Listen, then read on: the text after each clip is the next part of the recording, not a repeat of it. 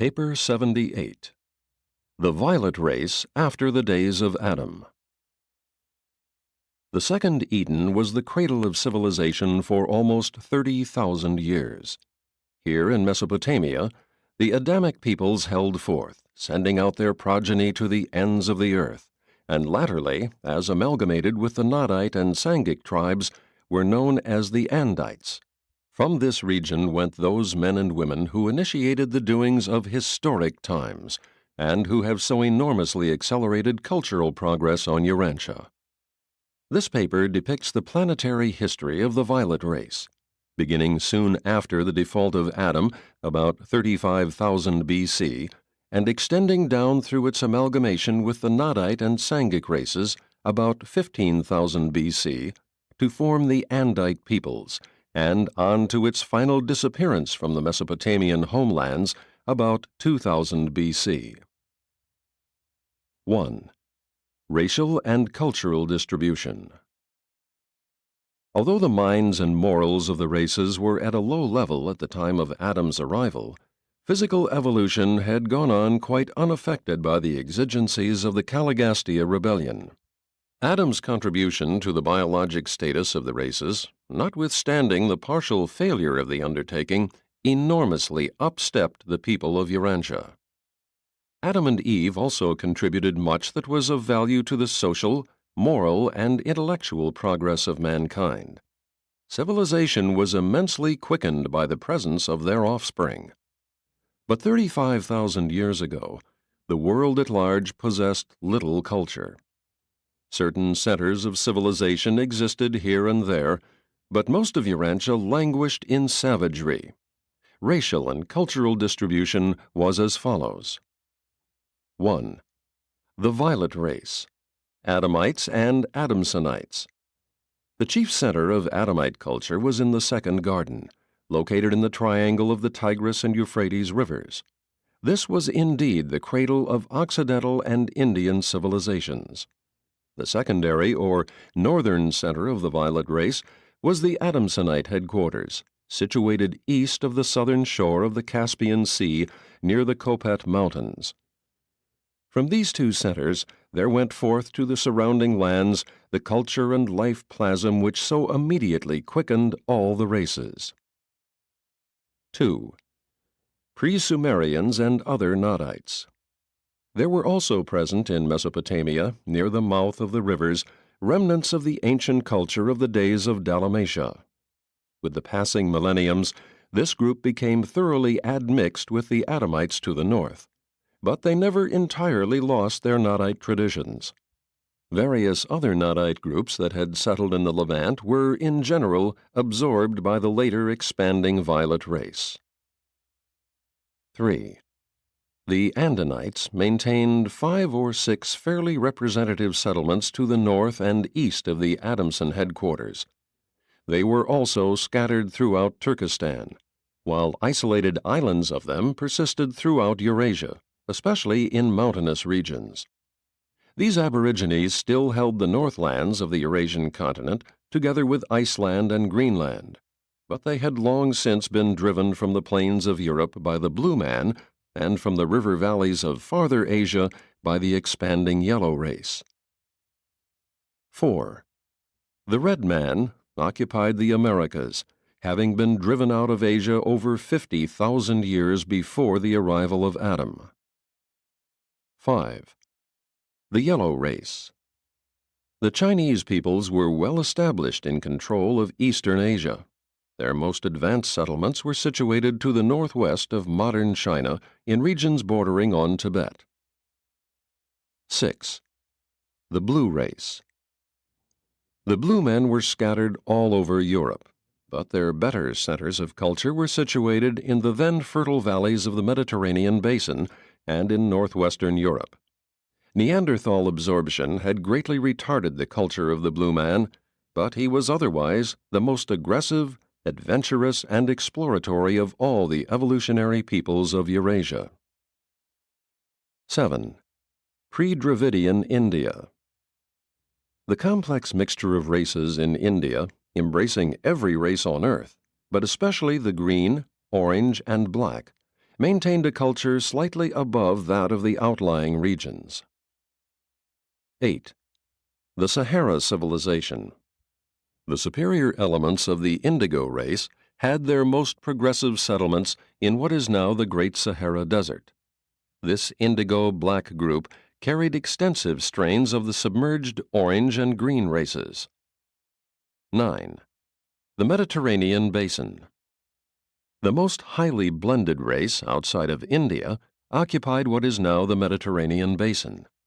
Here, blue men from the north and Saharans from the south met and mingled with Nadites and Adamites from the east.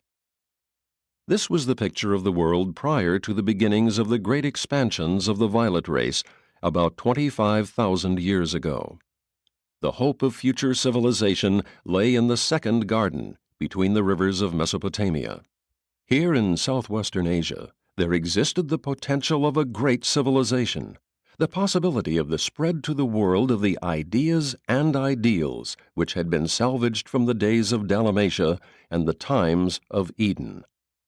Adam and Eve had left behind a limited but potent progeny, and the celestial observers on Urantia waited anxiously to find out how these descendants of the erring material son and daughter would acquit themselves. 2. The Adamites in the Second Garden. For thousands of years the sons of Adam labored along the rivers of Mesopotamia, working out their irrigation and flood control problems to the south, perfecting their defenses to the north, and attempting to preserve their traditions of the glory of the first Eden. The heroism displayed in the leadership of the Second Garden constitutes one of the amazing and inspiring epics of Urantia's history. These splendid souls never wholly lost sight of the purpose of the Adamic mission, and therefore did they valiantly fight off the influences of the surrounding and inferior tribes, while they willingly sent forth their choicest sons and daughters in a steady stream as emissaries to the races of earth. Sometimes this expansion was depleting to the home culture, but always these superior peoples would rehabilitate themselves. The civilization, society, and cultural status of the Adamites were far above the general level of the evolutionary races of Urantia. Only among the old settlements of Van and Amadon and the Adamsonites was there a civilization in any way comparable. But the civilization of the Second Eden was an artificial structure. It had not been evolved, and was therefore doomed to deteriorate until it reached a natural evolutionary level. Adam left a great intellectual and spiritual culture behind him, but it was not advanced in mechanical appliances, since every civilization is limited by available natural resources, inherent genius, and sufficient leisure to ensure inventive fruition. The civilization of the violet race was predicated on the presence of Adam and on the traditions of the first Eden. After Adam's death, and as these traditions grew dim through the passing millenniums, the cultural level of the Adamites steadily deteriorated until it reached a state of reciprocal balance with the status of the surrounding peoples and the naturally evolving cultural capacities of the violet race. But the Adamites were a real nation around 19,000 B.C., numbering 4.5 million, and already they had poured forth millions of their progeny into the surrounding peoples. 3. Early expansions of the Adamites. The violet race retained the Edenic traditions of peacefulness for many millenniums, which explains their long delay in making territorial conquests. When they suffered from population pressure, instead of making war to secure more territory, they sent forth their excess inhabitants as teachers to the other races. The cultural effect of these earlier migrations was not enduring, but the absorption of the Adamite teachers, traders, and explorers was biologically invigorating to the surrounding peoples. Some of the Adamites early journeyed westward to the valley of the Nile. Others penetrated eastward into Asia, but these were a minority. The mass movement of the later days was extensively northward and thence westward. It was, in the main, a gradual but unremitting northward push, the greater number making their way north and then circling westward around the Caspian Sea into Europe. About 25,000 years ago, many of the purer elements of the Adamites were well on their northern trek, and as they penetrated northward, they became less and less Adamic until by the times of their occupation of Turkestan, they had become thoroughly admixed with the other races, particularly the Nadites.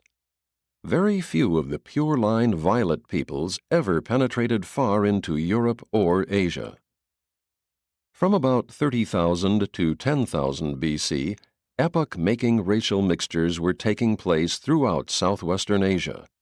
The highland inhabitants of Turkestan were a virile and vigorous people. To the northwest of India, much of the culture of the days of Van persisted.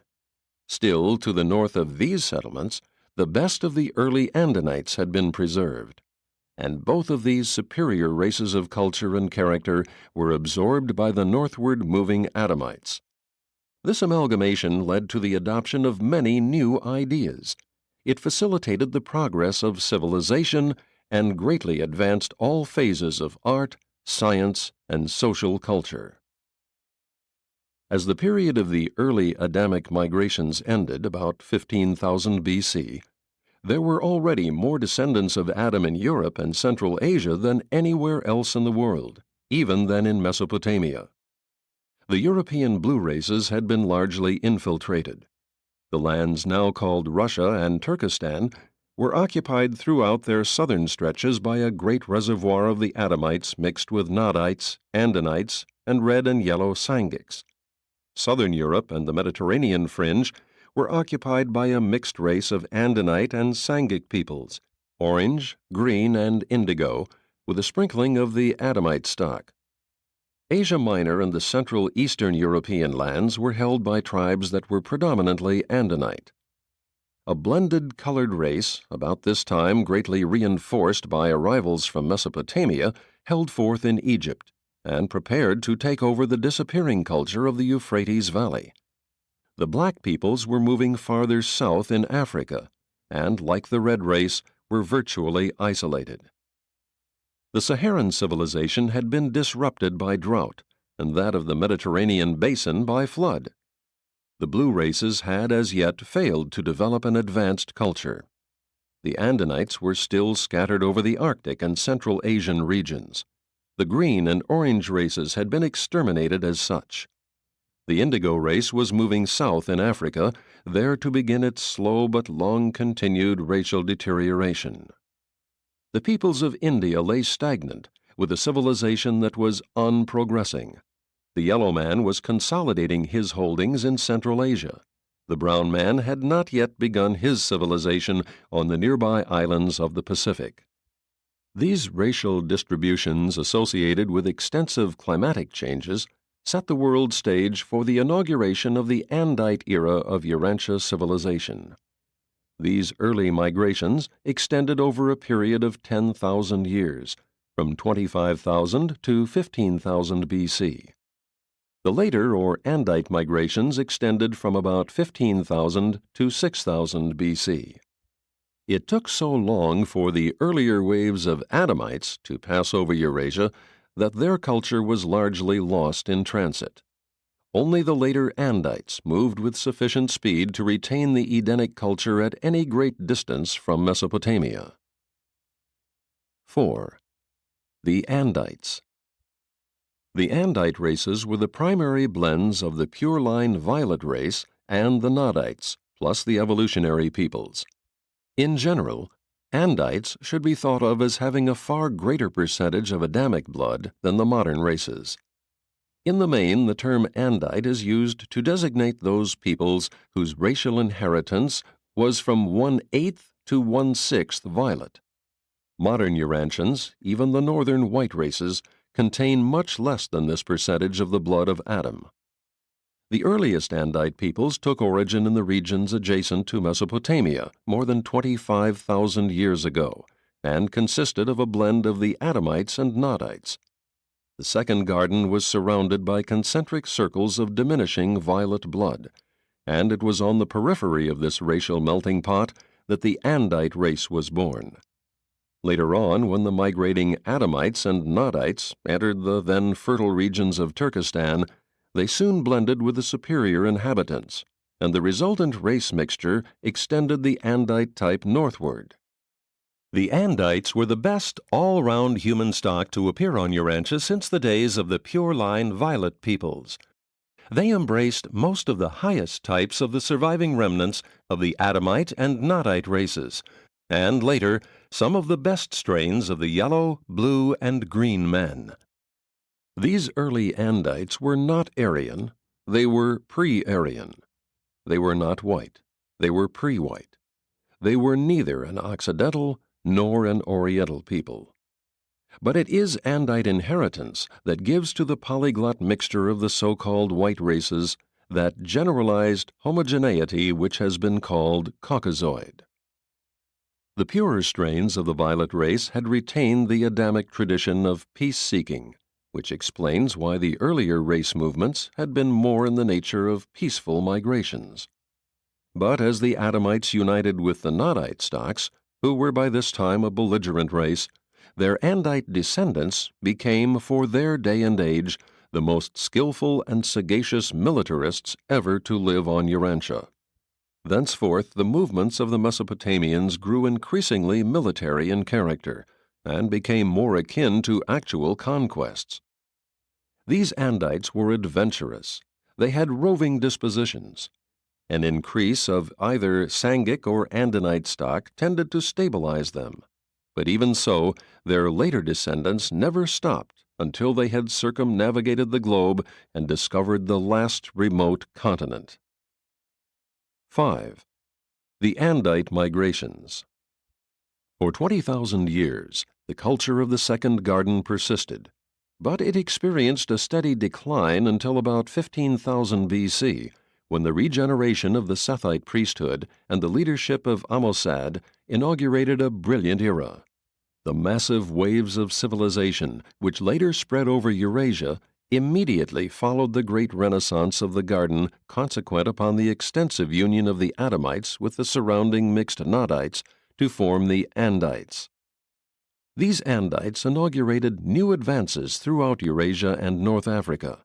From Mesopotamia through Xinjiang, the Andite culture was dominant, and the steady migration toward Europe was continuously offset by new arrivals from Mesopotamia. But it is hardly correct to speak of the Andites as a race in Mesopotamia proper until near the beginning of the terminal migrations of the mixed descendants of Adam. By this time, even the races in the Second Garden had become so blended that they could no longer be considered Adamites. The civilization of Turkestan was constantly being revived and refreshed by the newcomers from Mesopotamia, especially by the later Andite cavalrymen. The so-called Aryan mother tongue was in process of formation in the highlands of Turkestan. It was a blend of the Andonic dialect of that region with the language of the Adamsonites and later Andites. Many modern languages are derived from this early speech of these Central Asian tribes who conquered Europe, India, and the upper stretches of the Mesopotamian plains. This ancient language gave the Occidental tongues all of that similarity which is called Aryan. By 12,000 BC, three-quarters of the Andite stock of the world was resident in northern and eastern Europe, and when the later and final exodus from Mesopotamia took place, 65% of these last waves of emigration entered Europe. The Andites not only migrated to Europe, but to northern China and India, while many groups penetrated to the ends of the earth as missionaries, teachers, and traders. They contributed considerably to the northern groups of the Saharan Sangic peoples, but only a few teachers and traders ever penetrated farther south in Africa than the headwaters of the Nile. Later on, mixed Andites and Egyptians followed down both the east and west coasts of Africa well below the equator, but they did not reach Madagascar. These Andites were the so-called Dravidian and later Aryan conquerors of India, and their presence in Central Asia greatly upstepped the ancestors of the Turanians. Many of this race journeyed to China by way of both Xinjiang and Tibet, and added desirable qualities to the later Chinese stocks. From time to time, small groups made their way into Japan, Formosa, the East Indies, and southern China, though very few entered southern China by the coastal route. 132 of this race, embarking in a fleet of small boats from Japan, eventually reached South America, and by intermarriage with the natives of the Andes, established the ancestry of the later rulers of the Incas. They crossed the Pacific by easy stages, tarrying on the many islands they found along the way. The islands of the Polynesian group were both more numerous and larger then than now, and these Andite sailors, together with some who followed them, biologically modified the native groups in transit. Many flourishing centers of civilization grew up on these now submerged lands as a result of Andite penetration. Easter Island was long a religious and administrative center of one of these lost groups. But of the Andites who navigated the Pacific of long ago, none but the 132 ever reached the mainland of the Americas. The migratory conquests of the Andites continued on down to their final dispersions from 8,000 to 6,000 BC. As they poured out of Mesopotamia, they continuously depleted the biologic reserves of their homelands while markedly strengthening the surrounding peoples. And to every nation to which they journeyed, they contributed humor, art, adventure, music, and manufacture. They were skillful domesticators of animals and expert agriculturists. For the time being, at least, their presence usually improved the religious beliefs and moral practices of the older races. And so the culture of Mesopotamia quietly spread out over Europe, India, China, northern Africa, and the Pacific Islands. 6. The last Andite dispersions. The last three waves of Andites poured out of Mesopotamia between 8,000 and 6,000 BC. These three great waves of culture were forced out of Mesopotamia by the pressure of the hill tribes to the east and the harassment of the plainsmen of the west.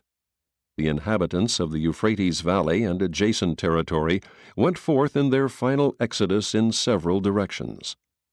65% entered Europe by the Caspian Sea route to conquer and amalgamate with the newly appearing white races, the blend of the Blue Men and the earlier Andites.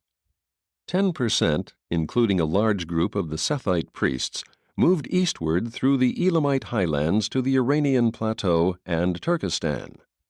Many of their descendants were later driven into India with their Aryan brethren from the regions to the north. 10% of the Mesopotamians turned eastward in their northern trek, entering Xinjiang, where they blended with the Andite yellow inhabitants. The majority of the able offspring of this racial union later entered China and contributed much to the immediate improvement of the northern division of the yellow race. 10% of these fleeing Andites made their way across Arabia and entered Egypt. 5% of the Andites, the very superior culture of the coastal district about the mouths of the Tigris and Euphrates, who had kept themselves free from intermarriage with the inferior neighboring tribesmen, refused to leave their homes. This group represented the survival of many superior Nodite and Adamite strains.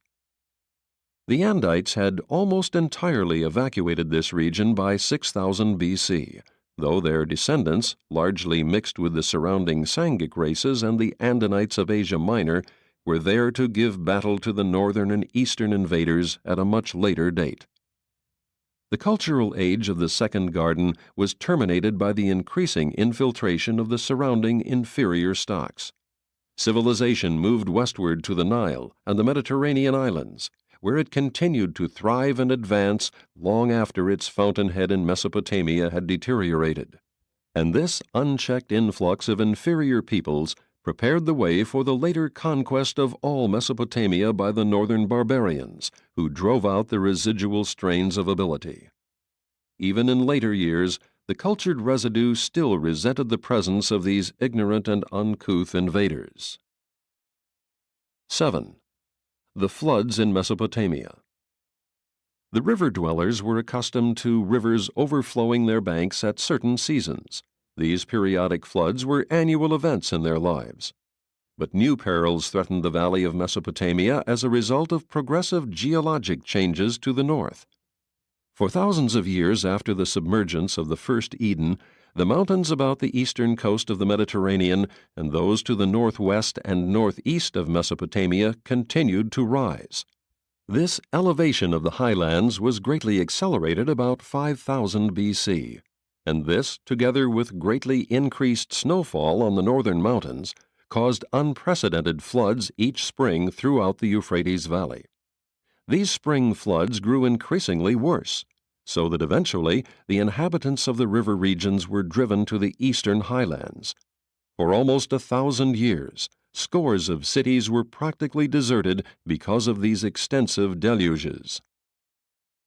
Almost 5,000 years later, as the Hebrew priests in Babylonian captivity sought to trace the Jewish people back to Adam, they found great difficulty in piecing the story together.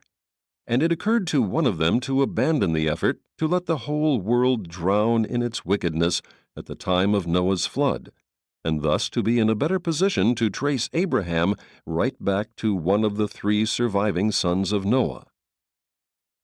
The traditions of a time when water covered the whole of the earth's surface are universal. Many races harbor the story of a worldwide flood sometime during past ages. The biblical story of Noah, the ark, and the flood is an invention of the Hebrew priesthood during the Babylonian captivity. There has never been a universal flood since life was established on Urantia. The only time the surface of the earth was completely covered by water was during those Archaeozoic ages before the land had begun to appear. But Noah really lived. He was a winemaker of Aram, a river settlement near Erech. He kept a written record of the days of the river's rise from year to year. He brought much ridicule upon himself by going up and down the river valley advocating that all houses be built of wood, boat fashion, and that the family animals be put on board each night as the flood season approached. He would go to the neighboring river settlements every year and warn them that in so many days the floods would come. Finally, a year came in which the annual floods were greatly augmented by unusually heavy rainfall, so that the sudden rise of the waters wiped out the entire village. Only Noah and his immediate family were saved in their houseboat. These floods completed the disruption of Andite civilization. With the ending of this period of deluge, the second garden was no more. Only in the south and among the Sumerians did any trace of the former glory remain. The remnants of this, one of the oldest civilizations, are to be found in these regions of Mesopotamia and to the northeast and northwest. But still older vestiges of the days of Dalmatia exist under the waters of the Persian Gulf, and the first Eden lies submerged under the eastern end of the Mediterranean Sea. 8. The Sumerians, last of the Andites. When the last Andite dispersion broke the biologic backbone of Mesopotamian civilization, a small minority of this superior race remained in their homeland near the mouths of the rivers. These were the Sumerians, and by 6000 BC they had become largely Andite in extraction, though their culture was more exclusively Nodite in character, and they clung to the ancient traditions of Dalmatia. Nonetheless, these Sumerians of the coastal regions were the last of the Andites in Mesopotamia. But the races of Mesopotamia were already thoroughly blended by this late date, as is evidenced by the skull types found in the graves of this era. It was during the flood times that Susa so greatly prospered. The first and lower city was inundated, so that the second or higher town succeeded the lower as the headquarters for the peculiar art crafts of that day. With the later diminution of these floods, became the center of the pottery industry. About 7,000 years ago, was on the Persian Gulf, the river deposits having since built up the land to its present limits. These settlements suffered less from the floods because of better controlling works and the widening mouths of the rivers. The peaceful grain growers of the Euphrates and Tigris valleys had long been harassed by the raids of the barbarians of Turkestan and the Iranian plateau. But now a concerted invasion of the Euphrates Valley was brought about by the increasing drought of the highland pastures. And this invasion was all the more serious because these surrounding herdsmen and hunters possessed large numbers of tamed horses.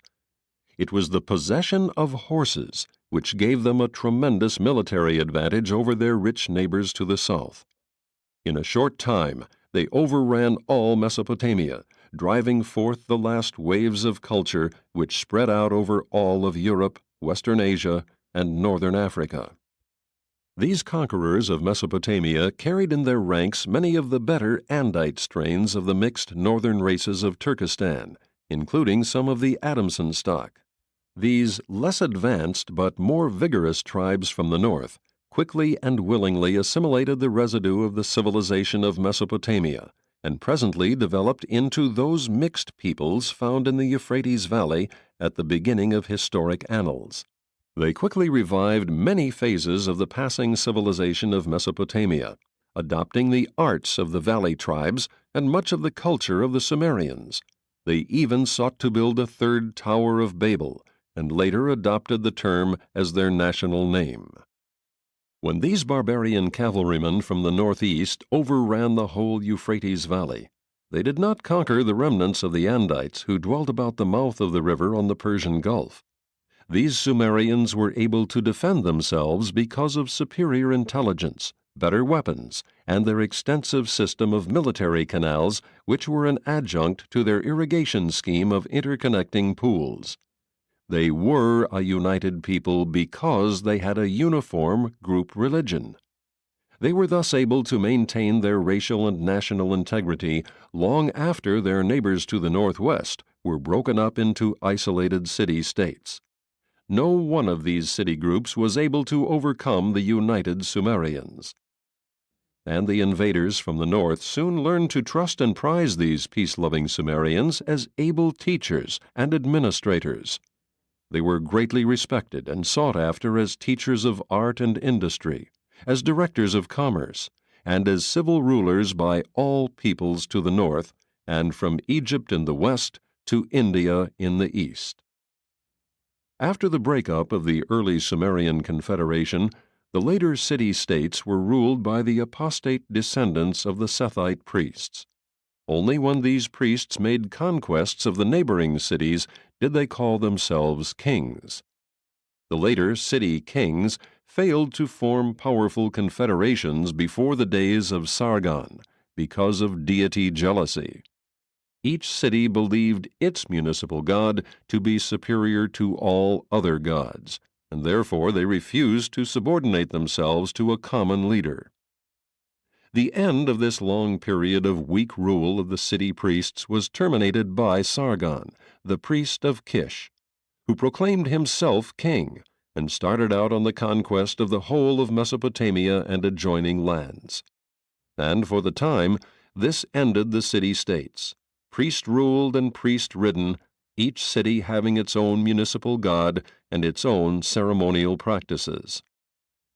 After the breakup of this Kish confederation, there ensued a long period of constant warfare between these valley cities for supremacy, and the rulership variously shifted between Sumer, Akkad, Kish, Erech, and Susa.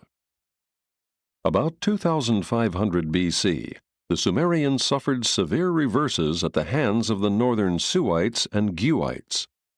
Lagash, the Sumerian capital built on flood mounds, fell. Erech held out for 30 years after the fall of Akkad. By the time of the establishment of the rule of Hammurabi, the Sumerians had become absorbed into the ranks of the northern Semites, and the Mesopotamian Andites passed from the pages of history. From 2500 to 2000 B.C., the nomads were on a rampage from the Atlantic to the Pacific. The Nerites constituted the final eruption of the Caspian group of the Mesopotamian descendants of the blended Andinite and Andite races. What the barbarians failed to do to effect the ruination of Mesopotamia, subsequent climatic changes succeeded in accomplishing. And this is the story of the violet race after the days of Adam, and of the fate of their homeland between the Tigris and Euphrates. Their ancient civilization finally fell due to the emigration of superior peoples and the immigration of their inferior neighbors. But long before the barbarian cavalrymen conquered the valley, much of the garden culture had spread to Asia, Africa, and Europe, there to produce the ferments which have resulted in the 20th century civilization of Urantia. Presented by an Archangel of Nebadon. Paper 79, Andite Expansion in the Orient. Asia is the homeland of the human race. It was on a southern peninsula of this continent that Andan and Fanta were born. In the highlands of what is now Afghanistan, their descendant, Badanan, founded a primitive center of culture that persisted for over 1/2 million years. Here, at this eastern focus of the human race, the Sangik peoples differentiated from the Andonic stock, and Asia was their first home, their first hunting ground, their first battlefield. Southwestern Asia witnessed the successive civilizations of Dalmatians, Nodites, Adamites, and Andites, and from these regions the potentials of modern civilization spread to the world. 1. The Andites of Turkestan. For over 25,000 years, on down to nearly 2000 BC, the heart of Eurasia was predominantly, though diminishingly, Andite. In the lowlands of Turkestan, the Andites made the westward turning around the inland lakes into Europe, while from the highlands of this region they infiltrated eastward. Eastern Turkestan, Xinjiang, and to a lesser extent Tibet, were the ancient gateways through which these peoples of Mesopotamia penetrated the mountains to the northern lands of the Yellow Men. The Andite infiltration of India proceeded from the Turkestan highlands into the Punjab and from the Iranian grazing lands through Baluchistan. These earlier migrations were in no sense conquests. They were, rather, the continual drifting of the Andite tribes into western India and China. For almost 15,000 years, centers of mixed Andite culture persisted in the basin of the Darim River in Xinjiang and to the south in the highland regions of Tibet, where the Andites and Andonites had extensively mingled. The Darim Valley was the easternmost outpost of the true Andite culture. Here they built their settlements and entered into trade relations with the progressive Chinese to the east and with the Andonites to the north. In those days, the Darim region was a fertile land. The rainfall was plentiful. To the east, the Gobi was an open grassland where the herders were gradually turning to agriculture. This civilization perished when the rain winds shifted to the southeast, but in its day it rivaled Mesopotamia itself. By 8000 BC, the slowly increasing aridity of the highland regions of Central Asia began to drive the Andites to the river bottoms and the seashores. This increasing drought not only drove them to the valleys of the Nile, Euphrates, Indus, and Yellow rivers, but it produced a new development in Andite civilization. A new class of men, the traders, began to appear in large numbers. When climatic conditions made hunting unprofitable for the migrating Andites, they did not follow the evolutionary course of the older races by becoming herders. Commerce and urban life made their appearance. From Egypt through Mesopotamia and Turkestan to the rivers of China and India, the more highly civilized tribes began to assemble in cities devoted to manufacture and trade. Adonia became the Central Asian commercial metropolis, being located near the present city of Ashgabat. Commerce in stone, metal, wood, and pottery was accelerated on both land and water. But ever-increasing drought gradually brought about the great Andite exodus from the lands south and east of the Caspian Sea.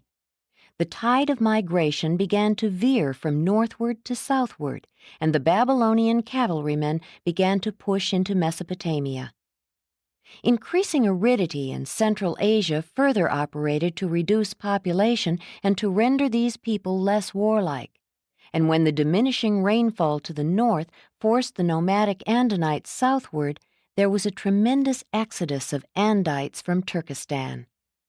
This is the terminal movement of the so-called Aryans into the Levant and India.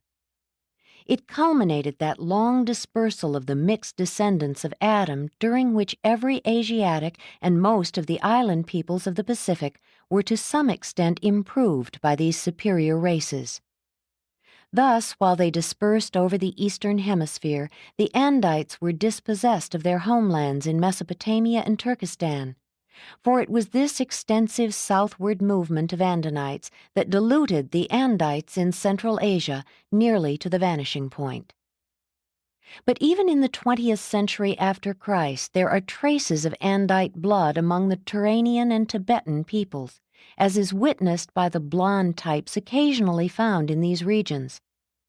The early Chinese annals record the presence of the red-haired nomads to the north of the peaceful settlements of the Yellow River, and there still remain paintings which faithfully record the presence of both the blonde Andite and the brunette Mongolian types in the Darim Basin of long ago.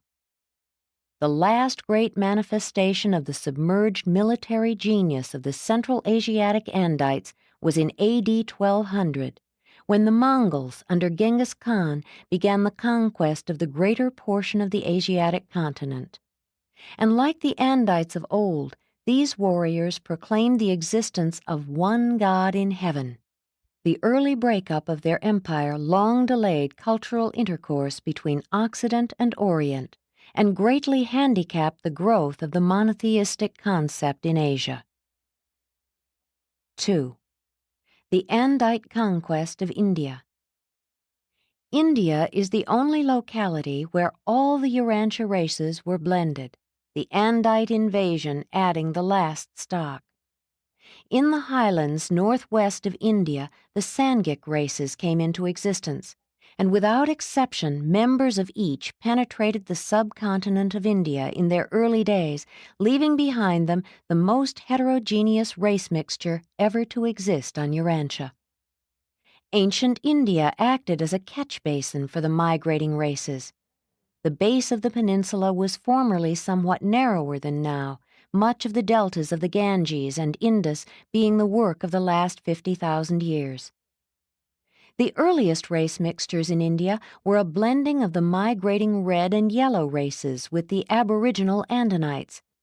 This group was later weakened by absorbing the greater portion of the extinct eastern green peoples, as well as large numbers of the orange race, was slightly improved through limited admixture with the blue man, but suffered exceedingly through assimilation of large numbers of the indigo race. But the so-called aborigines of India are hardly representative of these early people. They are, rather, the most inferior southern and eastern fringe, which was never fully absorbed by either the early Andites or their later appearing Aryan cousins. By 20,000 BC, the population of western India had already become tinged with the Adamic blood, and never in the history of Urantia did any one people combine so many different races. But it was unfortunate that the secondary Sangik strains predominated, and it was a real calamity that both the blue and the red man were so largely missing from this racial melting pot of long ago. More of the primary Sangik strains would have contributed very much toward the enhancement of what might have been an even greater civilization. As it developed, the red man was destroying himself in the Americas, the blue man was disporting himself in Europe, and the early descendants of Adam, and most of the later ones, exhibited little desire to admix with the darker-colored peoples, whether in India, Africa, or elsewhere. About 15,000 BC, increasing population pressure throughout Turkestan and Iran occasioned the first really extensive Andite movement toward India. For over 15 centuries, these superior peoples poured in through the highlands of Baluchistan, spreading out over the valleys of the Indus and Ganges and slowly moving southward into the Deccan. This Andite pressure from the northwest drove many of the southern and eastern inferiors into Burma and southern China, but not sufficiently to save the invaders from racial obliteration. The failure of India to achieve the hegemony of Eurasia was largely a matter of topography. Population pressure from the north only crowded the majority of the people southward into the decreasing territory of the Deccan, surrounded on all sides by the sea. Had there been adjacent lands for emigration, then would the inferiors have been crowded out in all directions, and the superior stocks would have achieved a higher civilization.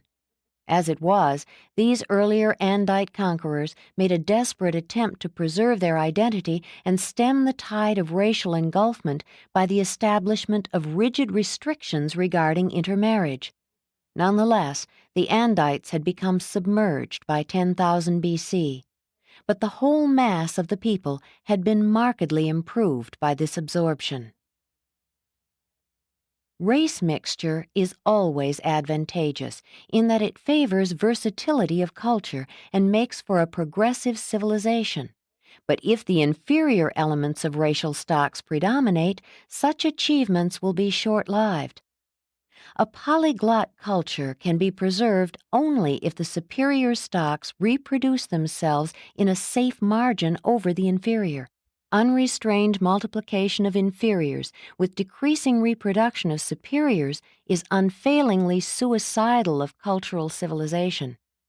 Had the Andite conquerors been in numbers 3 times what they were, or had they driven out or destroyed the least desirable third of the mixed orange-green-indigo inhabitants, then would India have become one of the world's leading centers of cultural civilization, and undoubtedly would have attracted more of the later waves of Mesopotamians that flowed into Turkestan and thence northward to Europe. 3. Dravidian India. The blending of the Andite conquerors of India with the native stock eventually resulted in that mixed people which has been called Dravidian. The earlier and purer Dravidians possessed a great capacity for cultural achievement, which was continuously weakened as their Andite inheritance became progressively attenuated. And this is what doomed the budding civilization of India almost 12,000 years ago.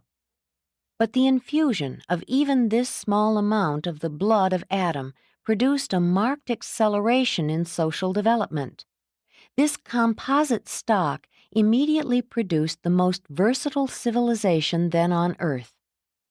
Not long after conquering India, the Dravidian Andites lost their racial and cultural contact with Mesopotamia. But the later opening up of the sea lanes and the caravan routes reestablished these connections, and at no time within the last 10,000 years has India ever been entirely out of touch with Mesopotamia on the west and China to the east, although the mountain barriers greatly favored Western intercourse. The superior culture and religious leanings of the peoples of India date from the early times of Dravidian domination and are due, in part, to the fact that so many of the Sethite priesthood entered India both in the earlier Andite and in the later Aryan invasions. The thread of monotheism running through the religious history of India thus stems from the teachings of the Adamites in the Second Garden. As early as 16,000 BC, a company of 100 Sethite priests entered India and very nearly achieved the religious conquest of the western half of that polyglot people. But their religion did not persist. Within 5,000 years, their doctrines of the Paradise Trinity had degenerated into the triune symbol of the fire god. But for more than 7,000 years, down to the end of the Andite migrations, the religious status of the inhabitants of India was far above that of the world at large. During these times, India bid fair to produce the leading cultural, religious, philosophic, and commercial civilization of the world. And but for the complete submergence of the Andites by the peoples of the South, this destiny would probably have been realized. The Dravidian centers of culture were located in the river valleys, principally of the Indus and Ganges, and in the Deccan along the three great rivers flowing through the eastern Ghats to the sea. The settlements along the seacoast of the western Ghats owed their prominence to maritime relationships with Sumeria. The Dravidians were among the earliest peoples to build cities and to engage in an extensive export and import business, both by land and sea. By 7000 BC, camel trains were making regular trips to distant Mesopotamia. Dravidian shipping was pushing coastwise across the Arabian Sea to the Sumerian cities of the Persian Gulf, and was venturing on the waters of the Bay of Bengal, as far as the East Indies. An alphabet, together with the art of writing, was imported from Sumeria by these seafarers and merchants. These commercial relationships greatly contributed to the further diversification of a cosmopolitan culture, resulting in the early appearance of many of the refinements and even luxuries of urban life. When the later appearing Aryans entered India, they did not recognize in the Dravidians their Andite cousins submerged in the Sangic races, but they did find a well-advanced civilization. Despite biologic limitations, the Dravidians founded a superior civilization. It was well diffused throughout all India and has survived on down to modern times in the Deccan. 4. The Aryan invasion of India. The second Andite penetration of India was the Aryan invasion during a period of almost 500 years in the middle of the third millennium before Christ. This migration marked the terminal exodus of the Andites from their homelands in Turkestan. The early Aryan centers were scattered over the northern half of India, notably in the northwest. These invaders never completed the conquest of the country and subsequently met their undoing in this neglect, since their lesser numbers made them vulnerable to absorption by the Dravidians of the south, who subsequently overran the entire peninsula except the Himalayan provinces. The Aryans made very little racial impression on India except in the northern provinces. In the Deccan, their influence was cultural and religious more than racial. The greater persistence of the so-called Aryan blood in northern India is not only due to their presence in these regions in greater numbers, but also because they were reinforced by later conquerors, traders, and missionaries. Right on down to the 1st century before Christ, there was a continuous infiltration of Aryan blood into the Punjab, the last influx being attendant upon the campaigns of the Hellenistic peoples. On the Gangetic plain, Aryan and Dravidian eventually mingled to produce a high culture, and this center was later reinforced by contributions from the northeast coming from China.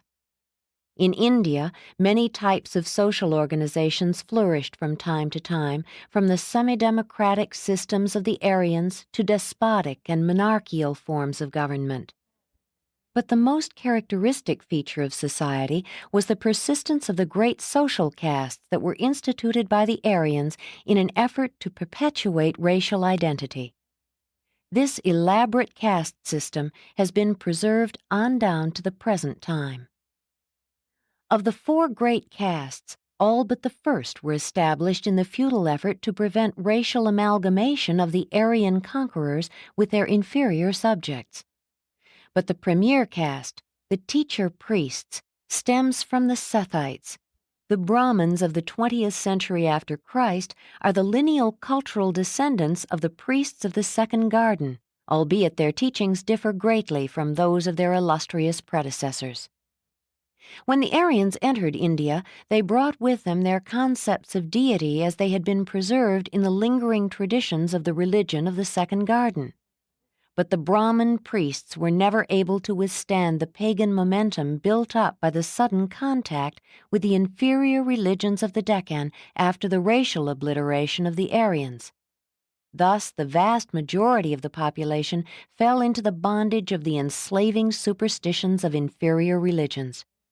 And so it was that India failed to produce the high civilization which had been foreshadowed in earlier times. The spiritual awakening of the 6th century before Christ did not persist in India, having died out even before the Mohammedan invasion.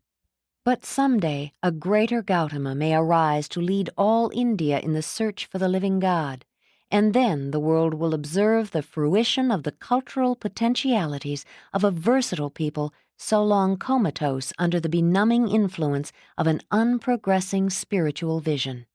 Culture does rest on a biologic foundation, but caste alone could not perpetuate the Aryan culture, for religion, true religion, is the indispensable source of that higher energy which drives men to establish a superior civilization based on human brotherhood.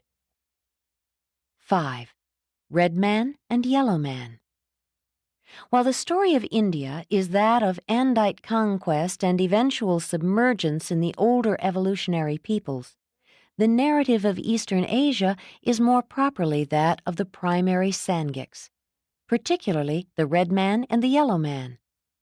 These two races largely escaped that admixture with the debased Neanderthal strain which so greatly retarded the Blue Man in Europe, thus preserving the superior potential of the primary Sangik type. While the early Neanderthalers were spread out over the entire breadth of Eurasia, the eastern wing was the more contaminated with debased animal strains. These subhuman types were pushed south by the Fifth Glacier, the same ice sheet which so long blocked Sangik migration into eastern Asia. And when the Red Man moved northeast around the highlands of India, he found northeastern Asia free from these subhuman types. The tribal organization of the red races was formed earlier than that of any other peoples, and they were the first to migrate from the Central Asian focus of the Sangiks. The inferior Neanderthal strains were destroyed or driven off the mainland by the later migrating yellow tribes. But the Red Man had reigned supreme in Eastern Asia for almost 100,000 years before the yellow tribes arrived. More than 300,000 years ago, the main body of the yellow race entered China from the south as coastwise migrants. Each millennium they penetrated farther and farther inland, but they did not make contact with their migrating Tibetan brethren until comparatively recent times. Growing population pressure caused the northward moving yellow race to begin to push into the hunting grounds of the Red Man. This encroachment, coupled with natural racial antagonism, culminated in increasing hostilities, and thus began the crucial struggle for the fertile lands of farther Asia. The story of this age-long contest between the red and yellow races is an epic of Urantia history. For over 200,000 years, these two superior races waged bitter and unremitting warfare. In the earlier struggles, the red men were generally successful, their raiding parties spreading havoc among the yellow settlements. But the yellow man was an apt pupil in the art of warfare, and he early manifested a marked ability to live peaceably with his compatriots. The Chinese were the first to learn that in union there is strength. The red tribes continued their internecine conflicts, and presently they began to suffer repeated defeats at the aggressive hands of the relentless Chinese, who continued their inexorable march northward. 100,000 years ago, the decimated tribes of the red race were fighting with their backs to the retreating ice of the last glacier, and when the land passage to the east, over the Bering Isthmus, became passable, these tribes were not slow in forsaking the inhospitable shores of the Asiatic continent. It is 85,000 years since the last of the pure red men departed from Asia, but the long struggle left its genetic imprint upon the victorious yellow race. The northern Chinese peoples, together with the Andinite Siberians, assimilated much of the red stock and were in considerable measure benefited thereby. The North American Indians never came in contact with even the Andite offspring of Adam and Eve, having been dispossessed of their Asiatic homelands some 50,000 years before the coming of Adam.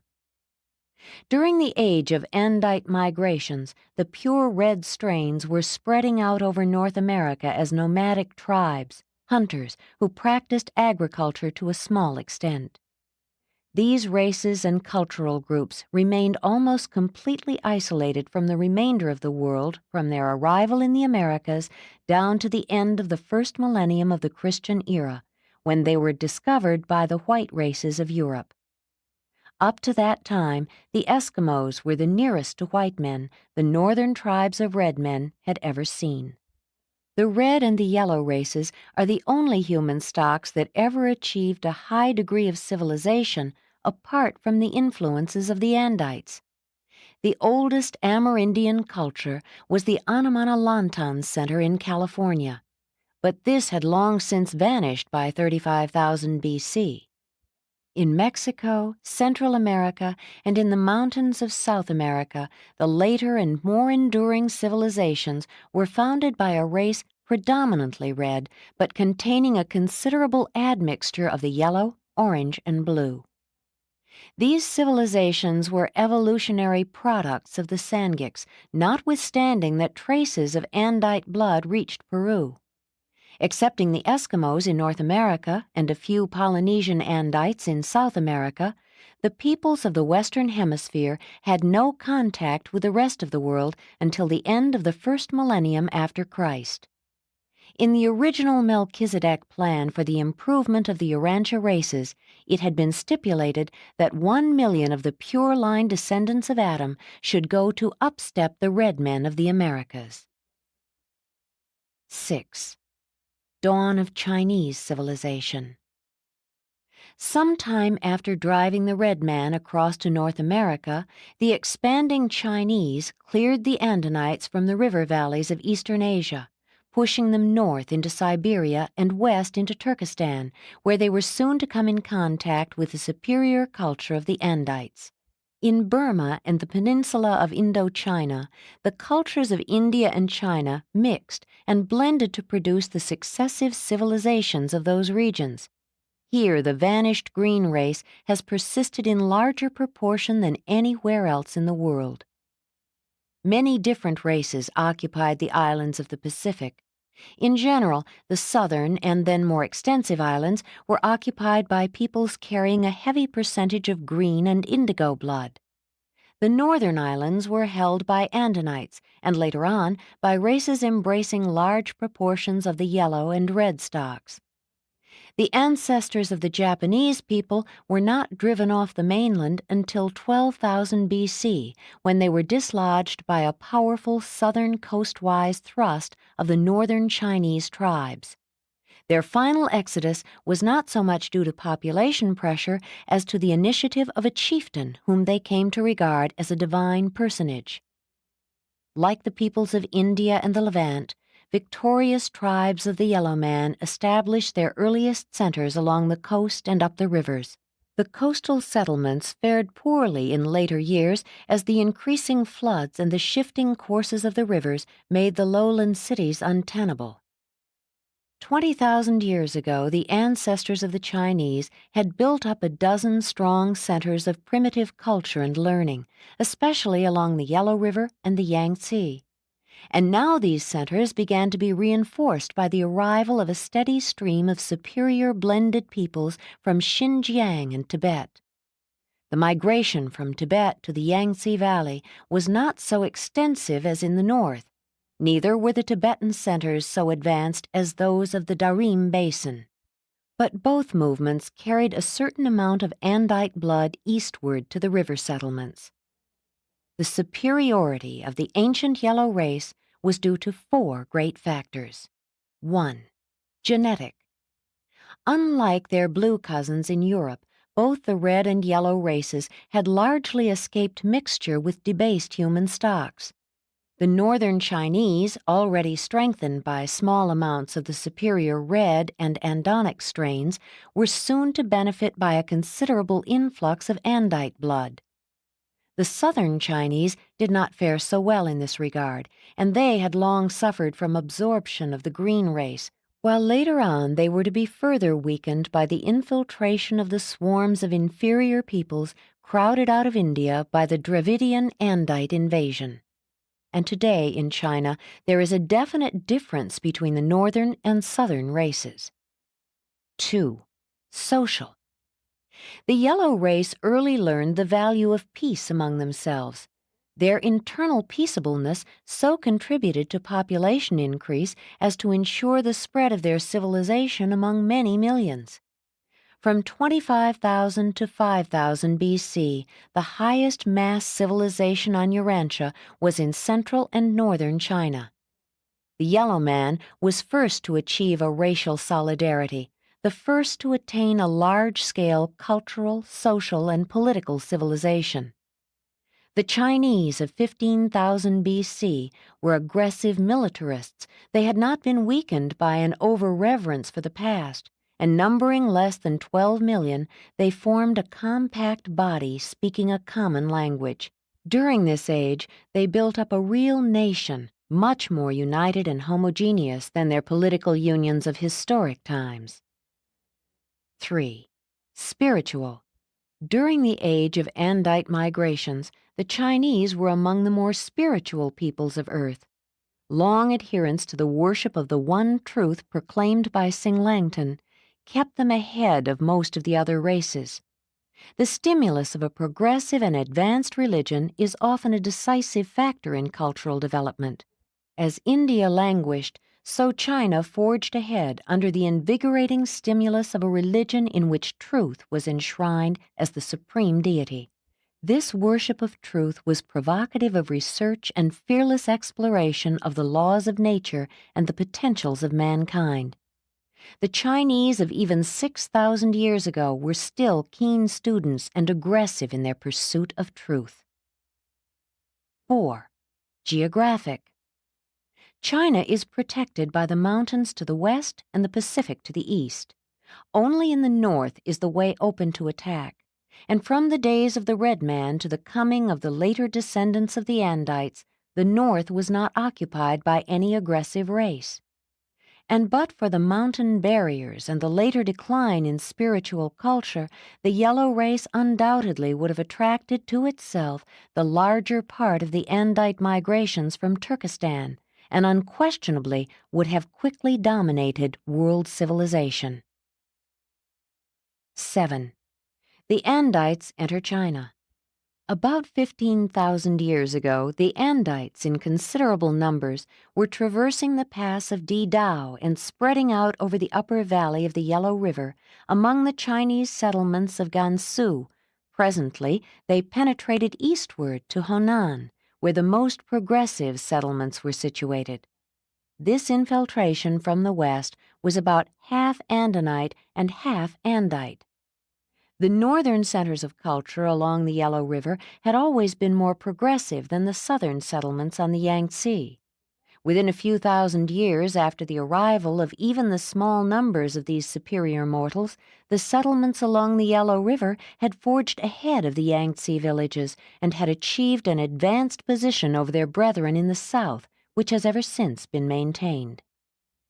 It was not that there were so many of the Andites, nor that their culture was so superior, but amalgamation with them produced a more versatile stock.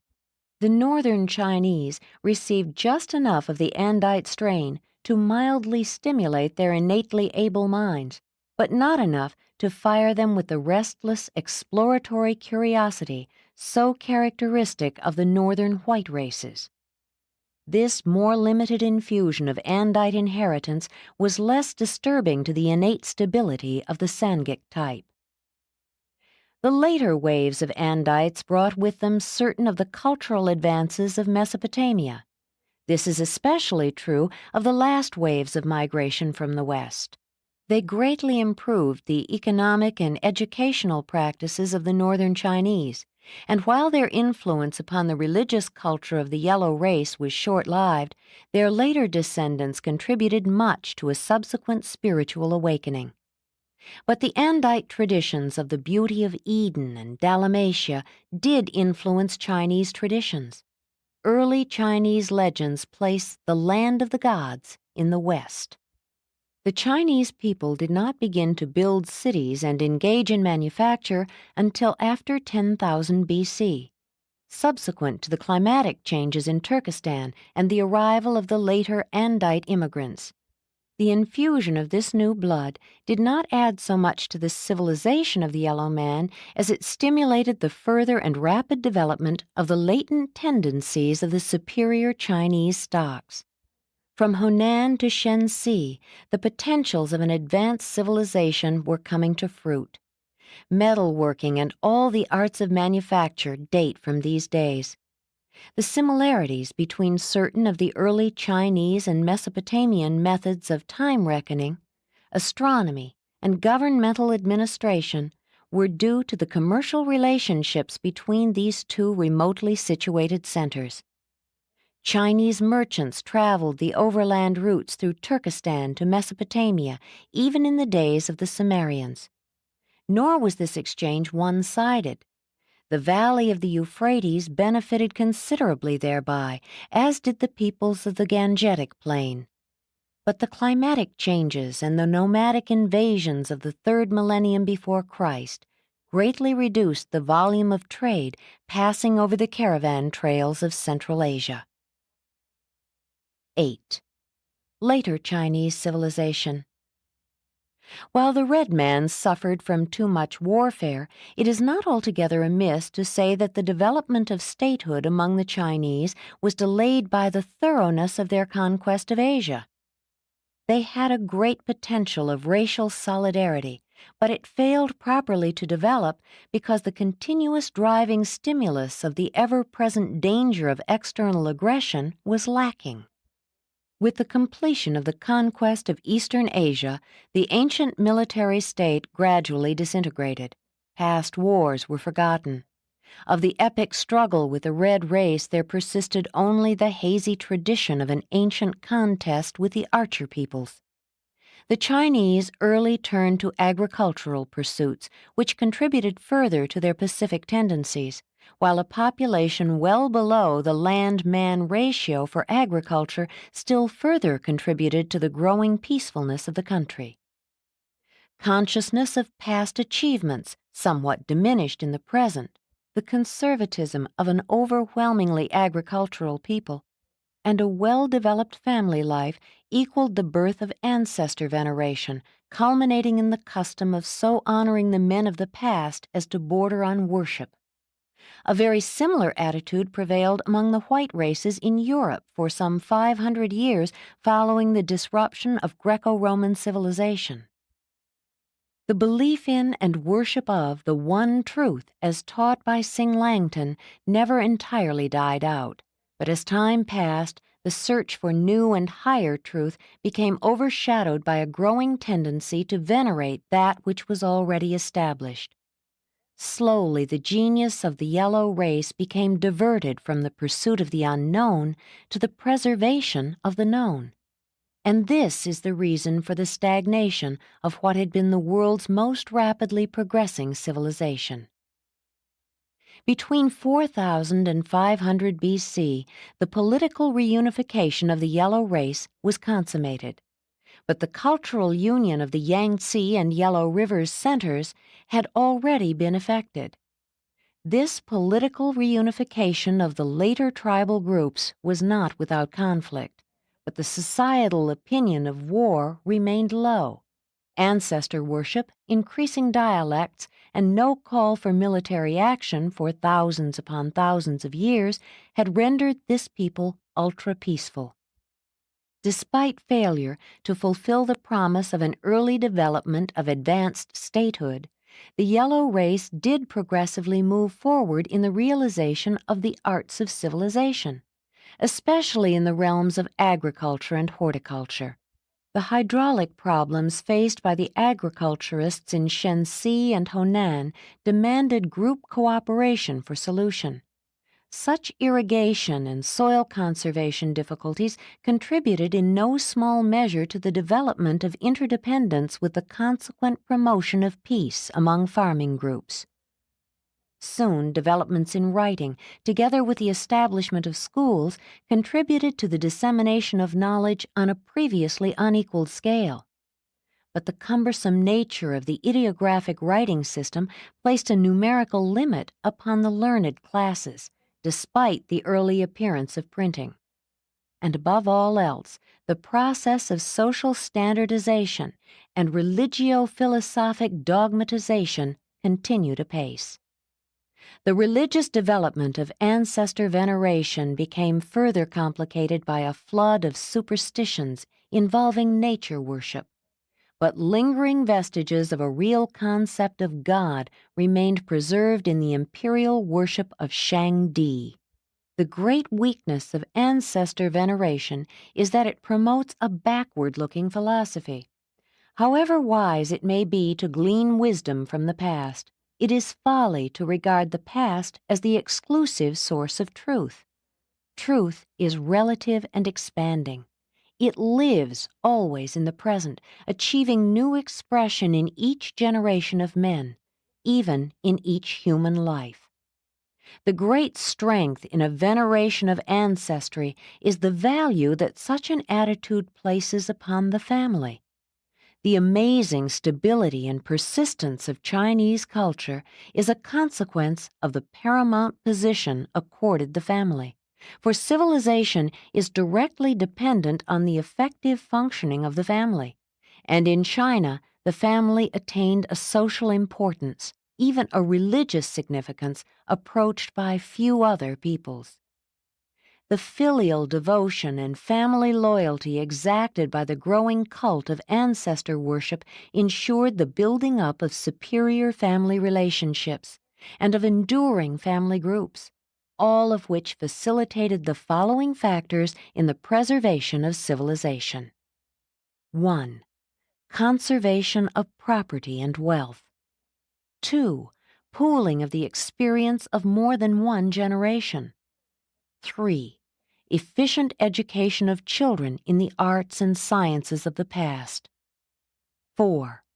Development of a strong sense of duty, the enhancement of morality, and the augmentation of ethical sensitivity.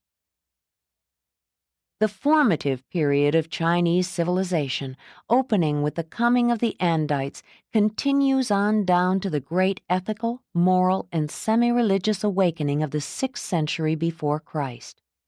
And Chinese tradition preserves the hazy record of the evolutionary past, the transition from mother to father family, the establishment of agriculture, the development of architecture, the initiation of industry.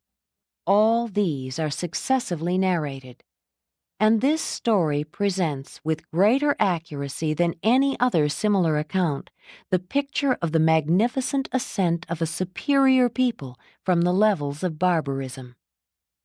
During this time, they passed from a primitive agricultural society to a higher social organization embracing cities, manufacture, metalworking, commercial exchange, government, writing, mathematics, art, science, and printing. And so the ancient civilization of the yellow race has persisted down through the centuries.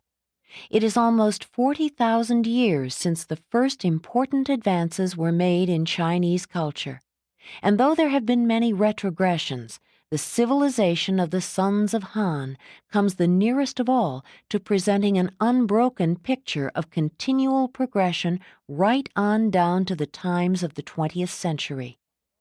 The mechanical and religious developments of the white races have been of a high order, but they have never excelled the Chinese in family loyalty, group ethics, or personal morality.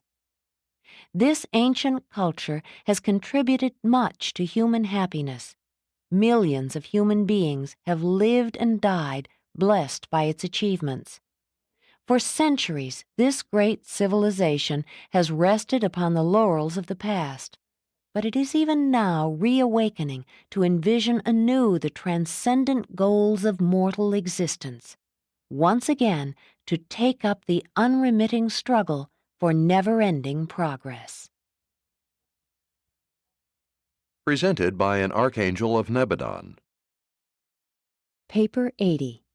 Andite Expansion in the Occident. Although the European blue man did not of himself achieve a great cultural civilization, He did supply the biologic foundation which, when its atomized strains were blended with the later Andite invaders, produced one of the most potent stocks for the attainment of aggressive civilization ever to appear on Urantia since the times of the Violet race and their Andite successors. The modern white peoples incorporate the surviving strains of the Adamic stock, which became admixed with the Sangic races, some red and yellow, but more especially the blue.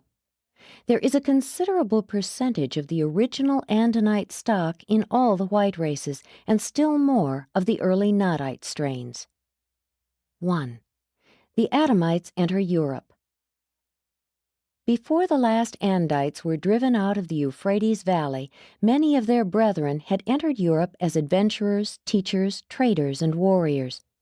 During the earlier days of the Violet race, the Mediterranean trough was protected by the Gibraltar Isthmus and the Sicilian land bridge. Some of man's very early maritime commerce was established on these inland lakes, where blue men from the north and the Saharans from the south met Nodites and Adamites from the east. In the eastern trough of the Mediterranean, the Nodites had established one of their most extensive cultures, and from these centers had penetrated somewhat into southern Europe, but more especially into northern Africa. The broad-headed Nodite Andinite Syrians very early introduced pottery and agriculture in connection with their settlements on the slowly rising Nile Delta. They also imported sheep, goats, cattle, and other domesticated animals, and brought in greatly improved methods of metalworking, Syria then being the center of that industry. For more than 30,000 years, Egypt received a steady stream of Mesopotamians who brought along their art and culture to enrich that of the Nile Valley. But the ingress of large numbers of the Sahara peoples greatly deteriorated the early civilization along the Nile, so that Egypt reached its lowest cultural level some 15,000 years ago. But during earlier times, there was little to hinder the westward migration of the Adamites. The Sahara was an open grazing land, overspread by herders and agriculturists. These Saharans never engaged in manufacture, nor were they city builders. They were an indigo-black group which carried extensive strains of the extinct green and orange races, but they received a very limited amount of the violet inheritance before the upthrust of land and the shifting water-laden winds dispersed the remnants of this prosperous and peaceful civilization. Adam's blood has been shared with most of the human races, but some secured more than others.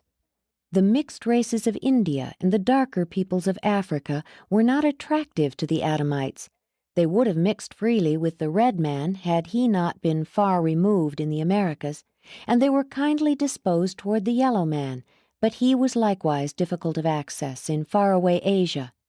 Therefore, when actuated by either adventure or altruism, or when driven out of the Euphrates Valley, they very naturally chose union with the blue races of Europe. The blue men, then dominant in Europe, had no religious practices which were repulsive to the earlier migrating Adamites, and there was great sex attraction between the violet and the blue races. The best of the blue men deemed it a high honor to be permitted to mate with the Adamites. Every blue man entertained the ambition of becoming so skillful and artistic as to win the affection of some Adamite woman, and it was the highest aspiration of a superior blue woman to receive the attentions of an Adamite. Slowly these migrating sons of Eden united with the higher types of the blue race, invigorating their cultural practices while ruthlessly exterminating the lingering strains of Neanderthal stock. This technique of race blending, combined with the elimination of inferior strains, produced a dozen or more virile and progressive groups of superior blue men, one of which you have denominated the Cro-Magnons. For these and other reasons, not the least of which was more favorable paths of migration, the early waves of Mesopotamian culture made their way almost exclusively to Europe. And it was these circumstances that determined the antecedents of modern European civilization. 2. Climatic and geologic changes. The early expansion of the violet race into Europe was cut short by certain rather sudden climatic and geologic changes. With the retreat of the northern ice fields, the water-laden winds from the west shifted to the north, gradually turning the great open pasture regions of Sahara into a barren desert. This drought dispersed the smaller-statured brunettes, dark-eyed but long-headed dwellers of the Great Sahara Plateau. The purer indigo elements moved southward to the forests of Central Africa, where they have ever since remained. The more mixed groups spread out in 3 directions. The superior tribes to the west migrated to Spain and thence to adjacent parts of Europe, forming the nucleus of the later Mediterranean long-headed brunette races. The least progressive division, to the east of the Sahara Plateau, migrated to Arabia and thence through northern Mesopotamia and India to faraway Ceylon. The central group moved north and east to the Nile Valley and into Palestine. It is this secondary Sangic substratum that suggests a certain degree of kinship among the modern peoples scattered from the Deccan through Iran, Mesopotamia, and along both shores of the Mediterranean Sea. About the time of these climatic changes in Africa, England separated from the continent and Denmark arose from the sea, while the Isthmus of Gibraltar, protecting the western basin of the Mediterranean, gave way as the result of an earthquake, quickly raising this inland lake to the level of the Atlantic Ocean. Presently the Sicilian land bridge submerged, creating one sea of the Mediterranean and connecting it with the Atlantic Ocean. This cataclysm of nature flooded scores of human settlements and occasioned the greatest loss of life by flood in all the world's history. This engulfment of the Mediterranean basin immediately curtailed the westward movements of the Adamites, while the great influx of Saharans led them to seek outlets for their increasing numbers to the north and east of Eden. As the descendants of Adam journeyed northward from the valleys of the Tigris and Euphrates, they encountered mountainous barriers and the then expanded Caspian Sea. And for many generations the Adamites hunted, herded, and tilled the soil around their settlements scattered throughout Turkestan. Slowly this magnificent people extended their territory into Europe. But now the Adamites enter Europe from the east and find the culture of the blue man thousands of years behind that of Asia, since this region has been almost entirely out of touch with Mesopotamia. 3. The Cro-Magnoid blue man. The ancient centers of the culture of the blue man were located along all the rivers of Europe, but only the Somme now flows in the same channel which it followed during pre-glacial times. While we speak of the blue man as pervading the European continent, there were scores of racial types. Even 35,000 years ago, the European blue races were already a highly blended people, carrying strains of both red and yellow, while on the Atlantic coastlands and in the regions of present-day Russia, they had absorbed a considerable amount of Andinite blood, and to the south were in contact with the Saharan peoples. But it would be fruitless to attempt to enumerate the many racial groups. The European civilization of this early post-Adamic period was a unique blend of the vigor and art of the blue men with the creative imagination of the Adamites.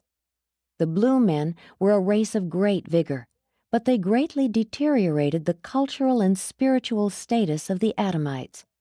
It was very difficult for the latter to impress their religion upon the Cro-Magnoids because of the tendency of so many to cheat and to debauch the maidens. For 10,000 years, religion in Europe was at a low ebb as compared with the developments in India and Egypt. The blue men were perfectly honest in all their dealings and were wholly free from the sexual vices of the mixed Adamites. They respected maidenhood, only practicing polygamy when war produced a shortage of males. These Cro-Magnon peoples were a brave and far-seeing race.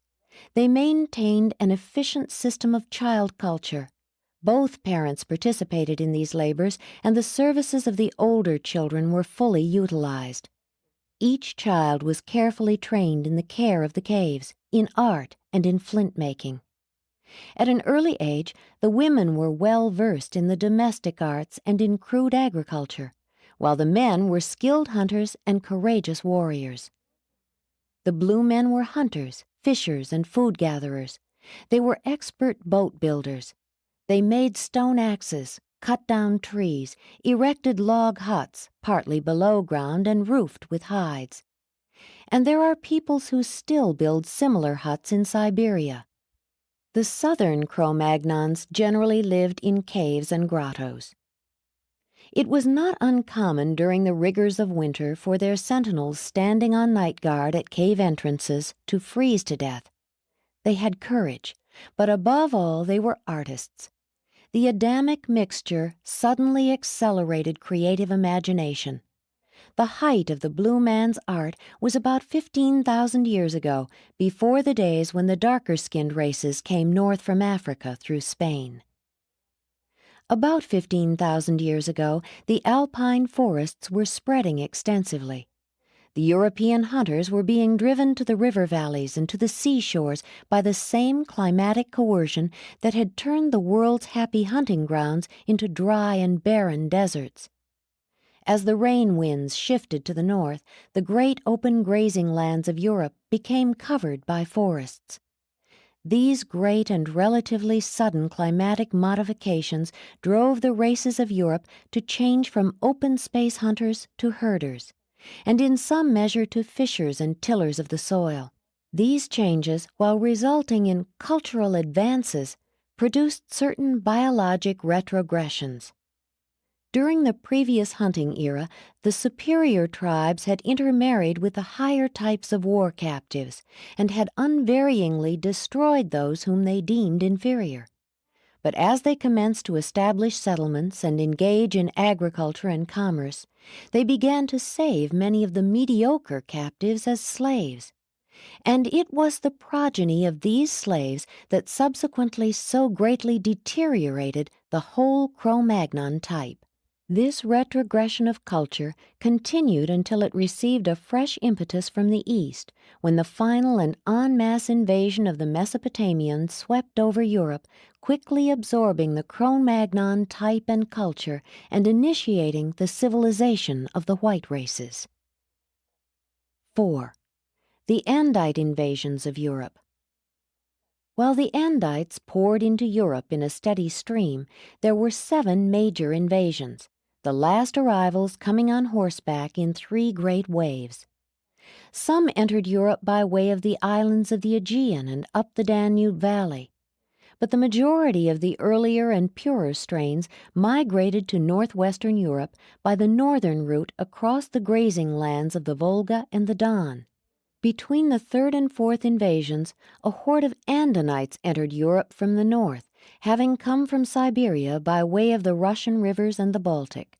They were immediately assimilated by the northern Andite tribes. The earlier expansions of the purer violet race were far more pacific than were those of their later semi-military and conquest-loving Andite descendants. The Adamites were pacific. The Nadites were belligerent.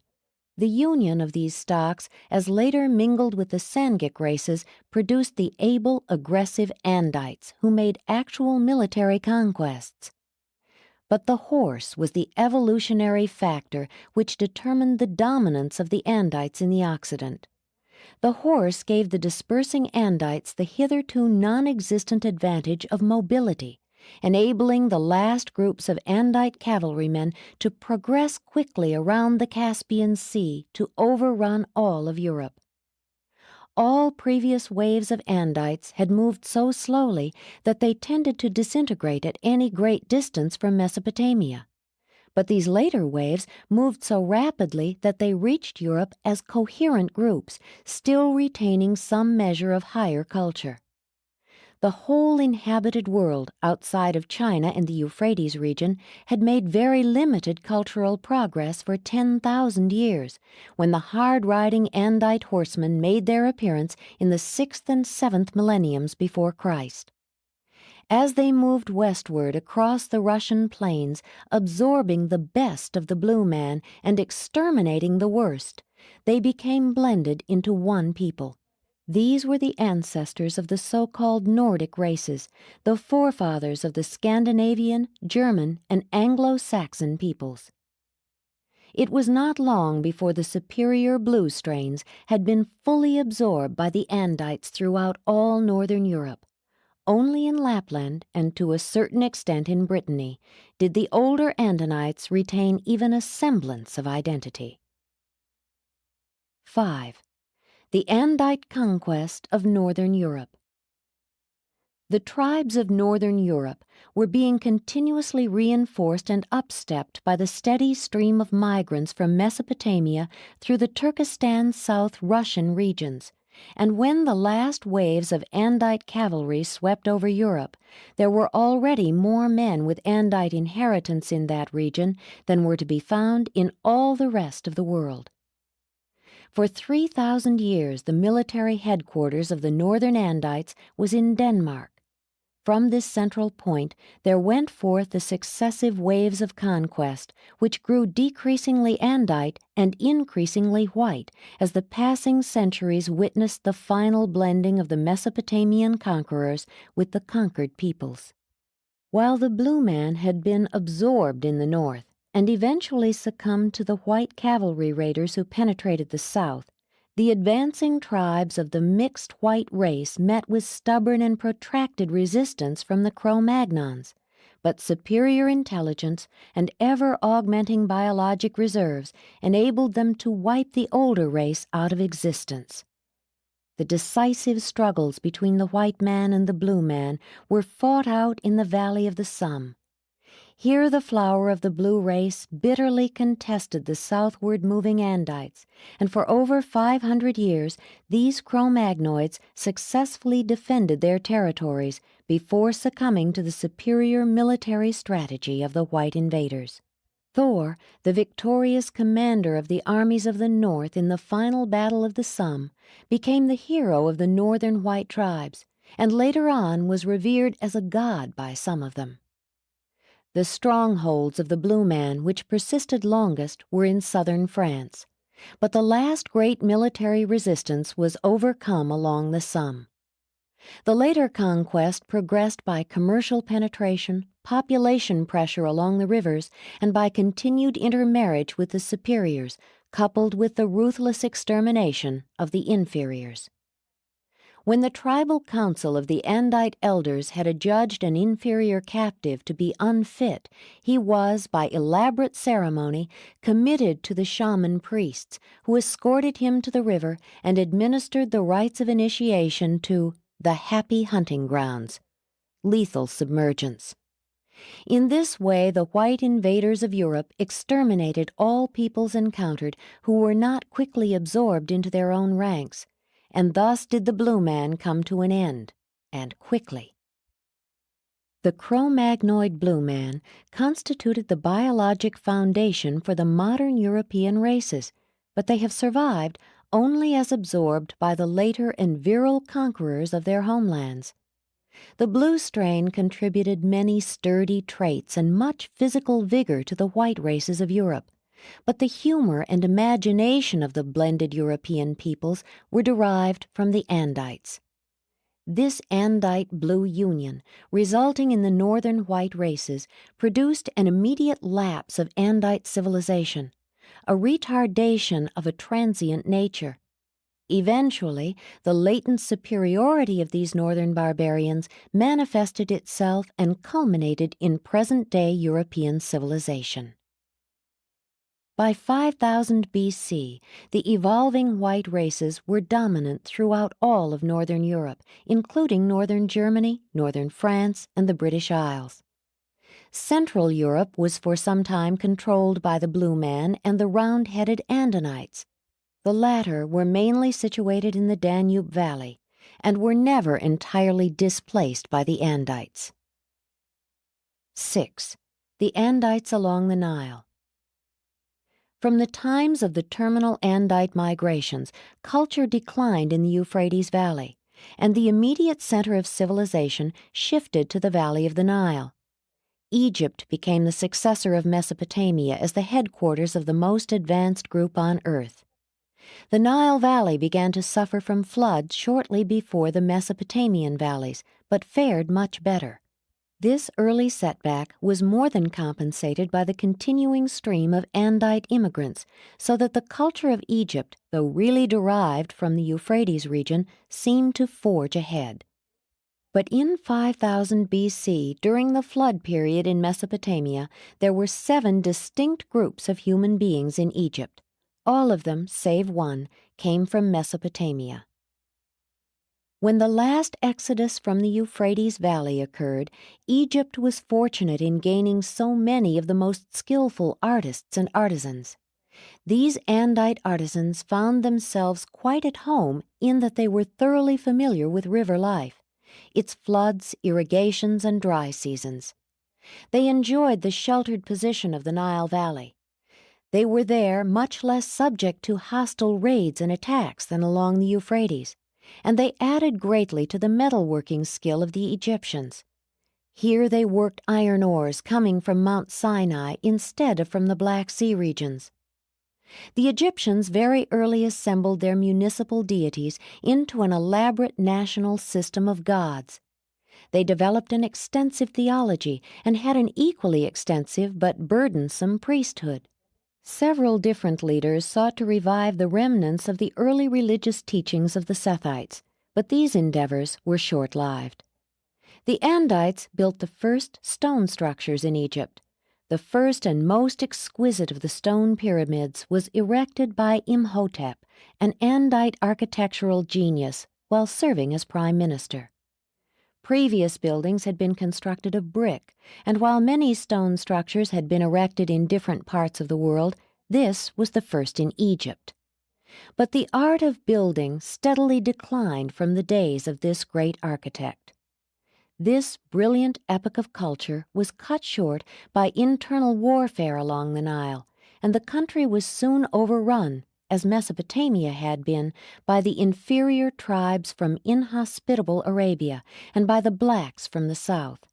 As a result, social progress steadily declined for more than 500 years. 7. Andites of the Mediterranean Isles. During the decline of culture in Mesopotamia, there persisted for some time a superior civilization on the islands of the eastern Mediterranean. About 12,000 BC, a brilliant tribe of Andites migrated to Crete. This was the only island settled so early by such a superior group, and it was almost 2,000 years before the descendants of these mariners spread to the neighboring isles. This group were the narrow-headed, smaller-statured Andites who had intermarried with the Vanite division of the northern Nadites. They were all under 6 feet in height and had been literally driven off the mainland by their larger and inferior fellows. These emigrants to Crete were highly skilled in textiles, metals, pottery, plumbing, and the use of stone for building material. They engaged in writing and carried on as herders and agriculturists. Almost 2,000 years after the settlement of Crete, a group of the tall descendants of Adamson made their way over the northern islands to Greece, coming almost directly from their highland home north of Mesopotamia. These progenitors of the Greeks were led westward by Sato, a direct descendant of Adamson and Rata. The group which finally settled in Greece consisted of 375 of the selected and superior people comprising the end of the second civilization of the Adamsonites. These later sons of Adamson carried the then most valuable strains of the emerging white races. They were of a high intellectual order and physically regarded the most beautiful of men since the days of the first Eden. Presently, Greece and the Aegean Islands region succeeded Mesopotamia and Egypt as the occidental center of trade, art, and culture. But as it was in Egypt, so again practically all of the art and science of the Aegean world was derived from Mesopotamia, except for the culture of the Adamsonite forerunners of the Greeks.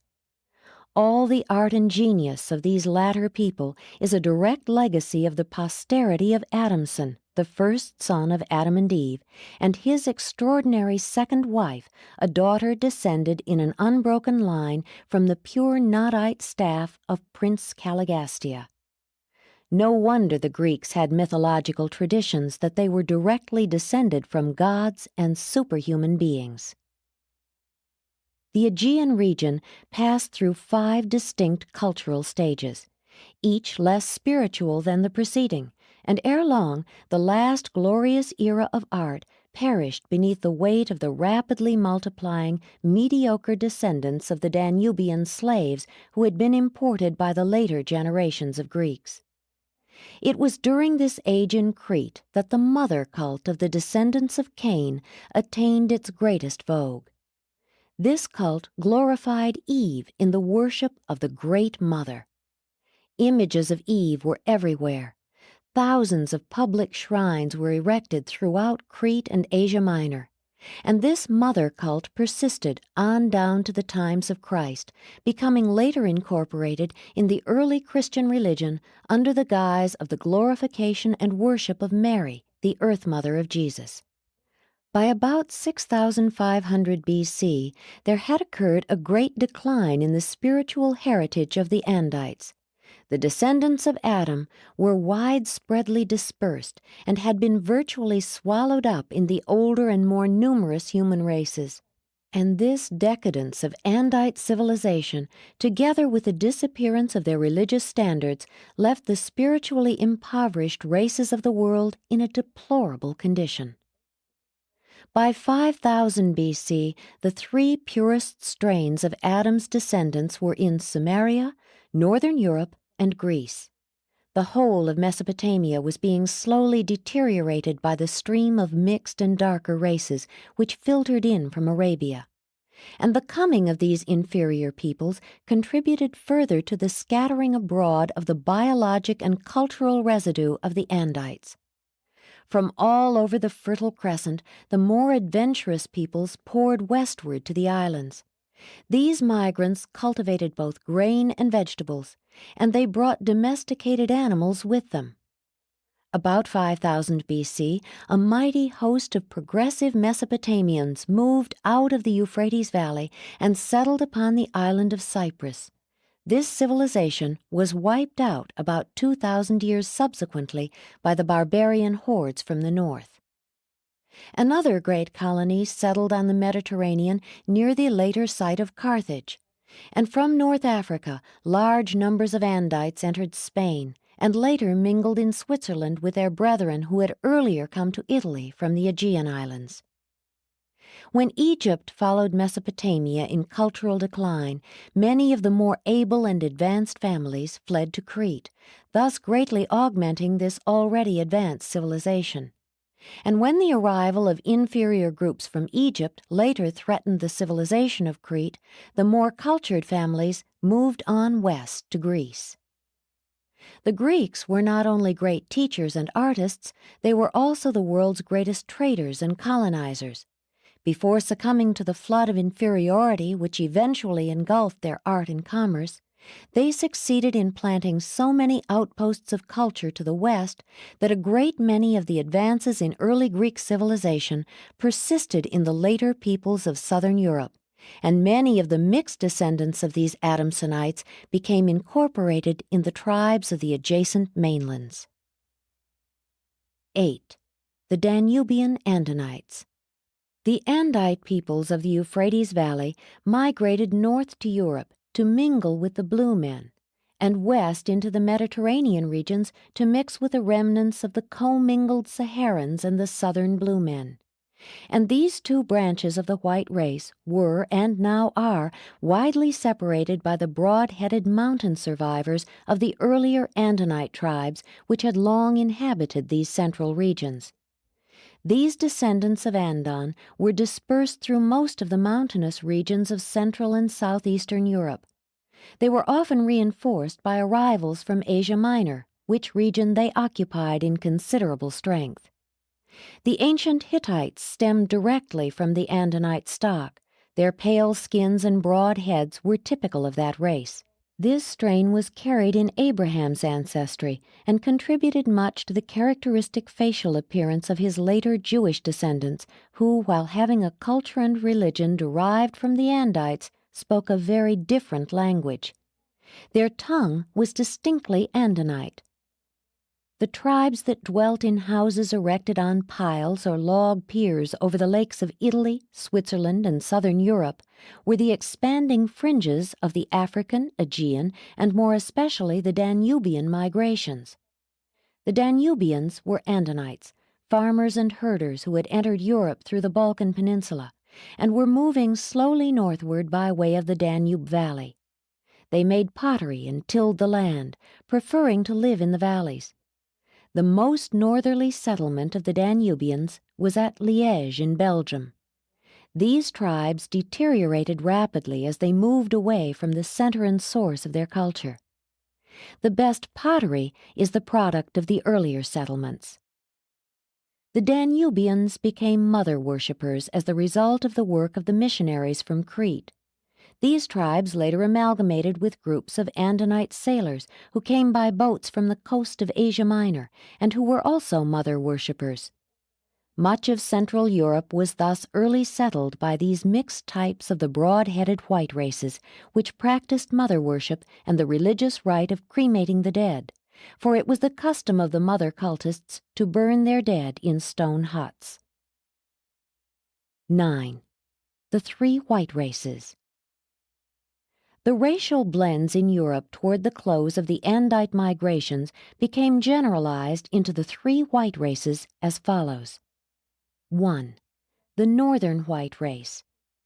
This so-called Nordic race consisted primarily of the blue man plus the Andite, but also contained a considerable amount of Andinite blood together with smaller amounts of the red and yellow Sangik.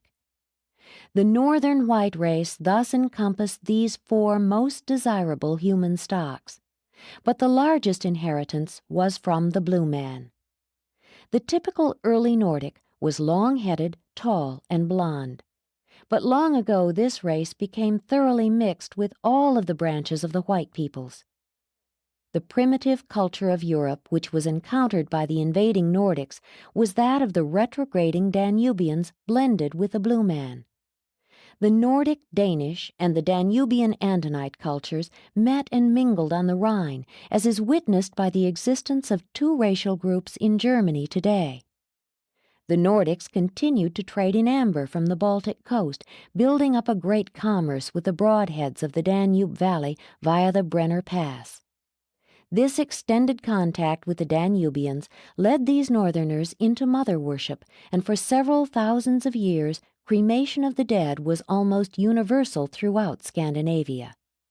This explains why remains of the earlier white races, although buried all over Europe, are not to be found, only their ashes in stone and clay urns.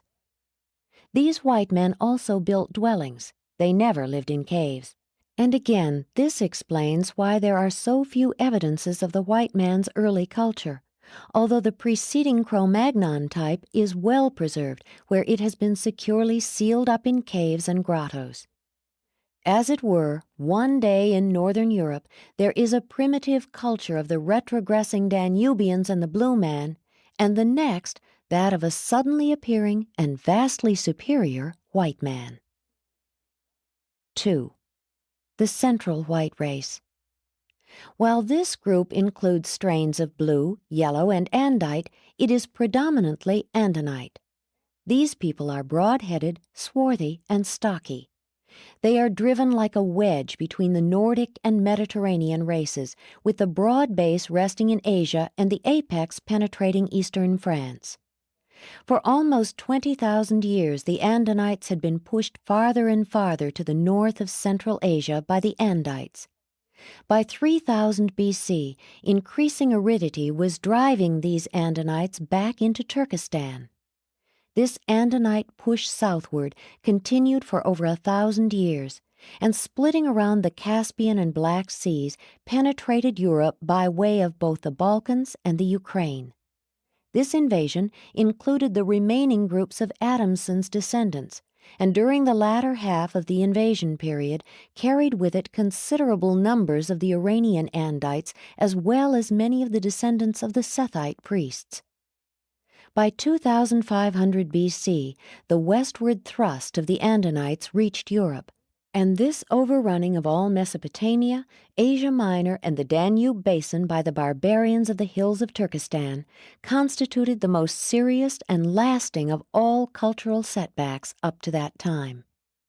These invaders definitely Andinized the character of the Central European races, which have ever since remained characteristically Alpine. 3. The Southern White Race.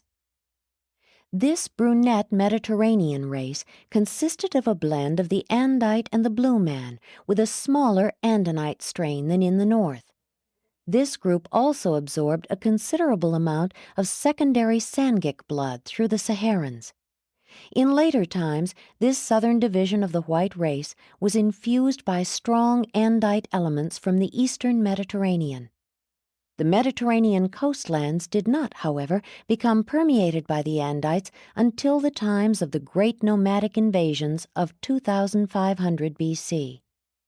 Land traffic and trade were nearly suspended during these centuries when the nomads invaded the eastern Mediterranean districts. This interference with land travel brought about the great expansion of sea traffic and trade. Mediterranean seaborne commerce was in full swing about 4,500 years ago, and this development of marine traffic resulted in the sudden expansion of the descendants of the Andites throughout the entire coastal territory of the Mediterranean basin. These racial mixtures laid the foundations for the Southern European race, the most highly mixed of all. And since these days, this race has undergone still further admixture, notably with the blue-yellow Andite peoples of Arabia. This Mediterranean race is, in fact, so freely admixed with the surrounding peoples as to be virtually indiscernible as a separate type, but in general, its members are short, long-headed, and brunette. In the north, the Andites, through warfare and marriage, obliterated the blue men, but in the south they survived in greater numbers. The Basques and the Berbers represent the survival of two branches of this race, but even these peoples have been thoroughly admixed with the Saharans. This was the picture of race mixture presented in Central Europe about 3000 BC. In spite of the partial Adamic default, the higher types did blend.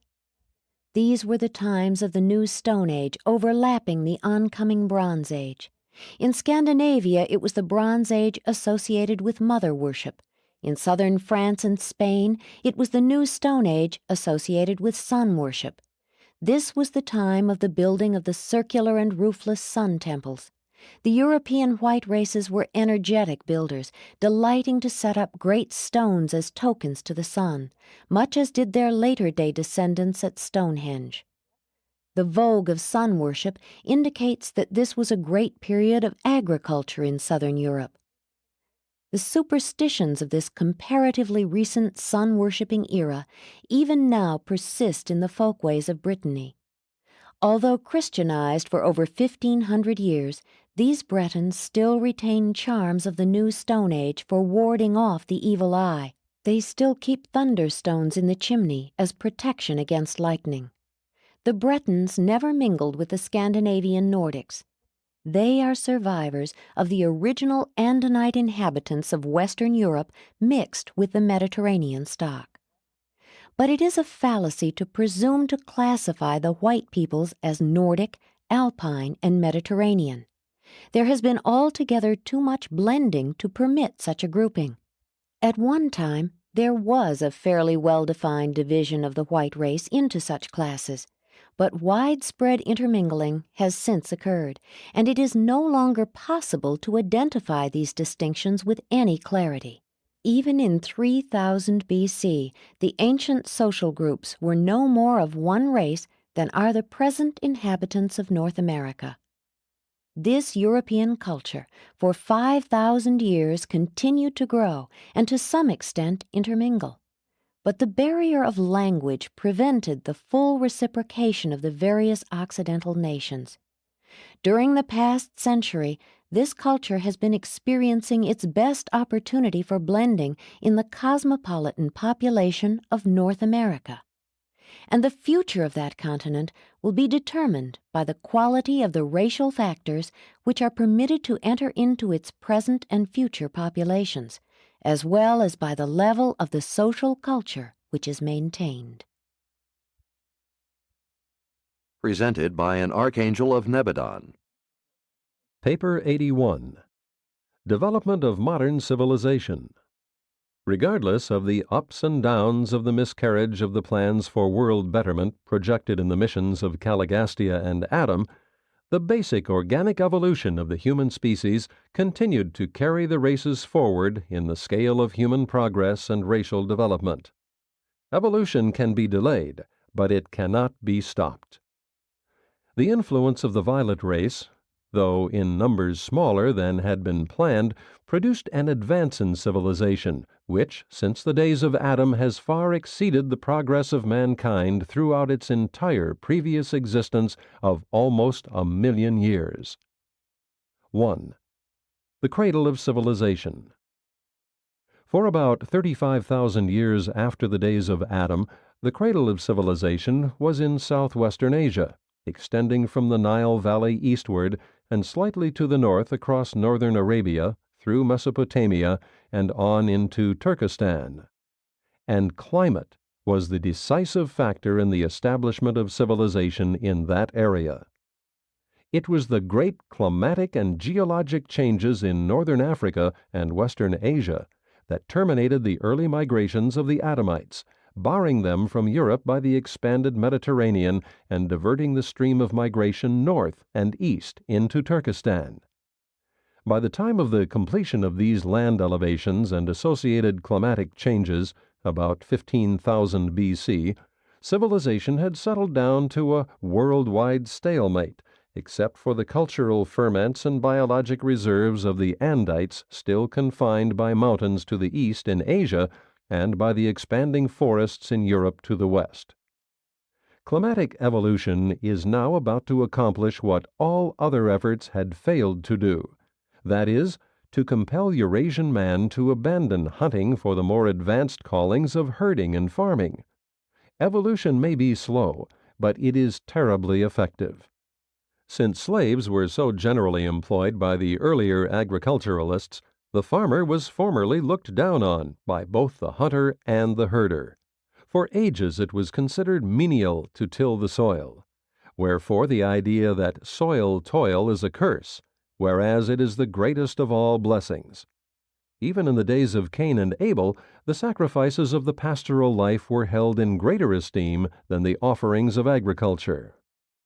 Man ordinarily evolved into a farmer from a hunter by transition through the era of the herder, and this was also true among the Andites. But more often the evolutionary coercion of climatic necessity would cause whole tribes to pass directly from hunters to successful farmers. But this phenomenon of passing immediately from hunting to agriculture only occurred in those regions where there was a high degree of race mixture with the violet stock.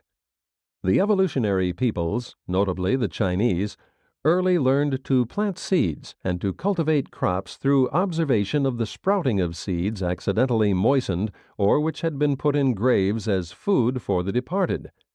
But throughout Southwest Asia, along the fertile river bottoms and adjacent plains, the Andites were carrying out the improved agricultural techniques inherited from their ancestors, who had made farming and gardening the chief pursuits within the boundaries of the Second Garden.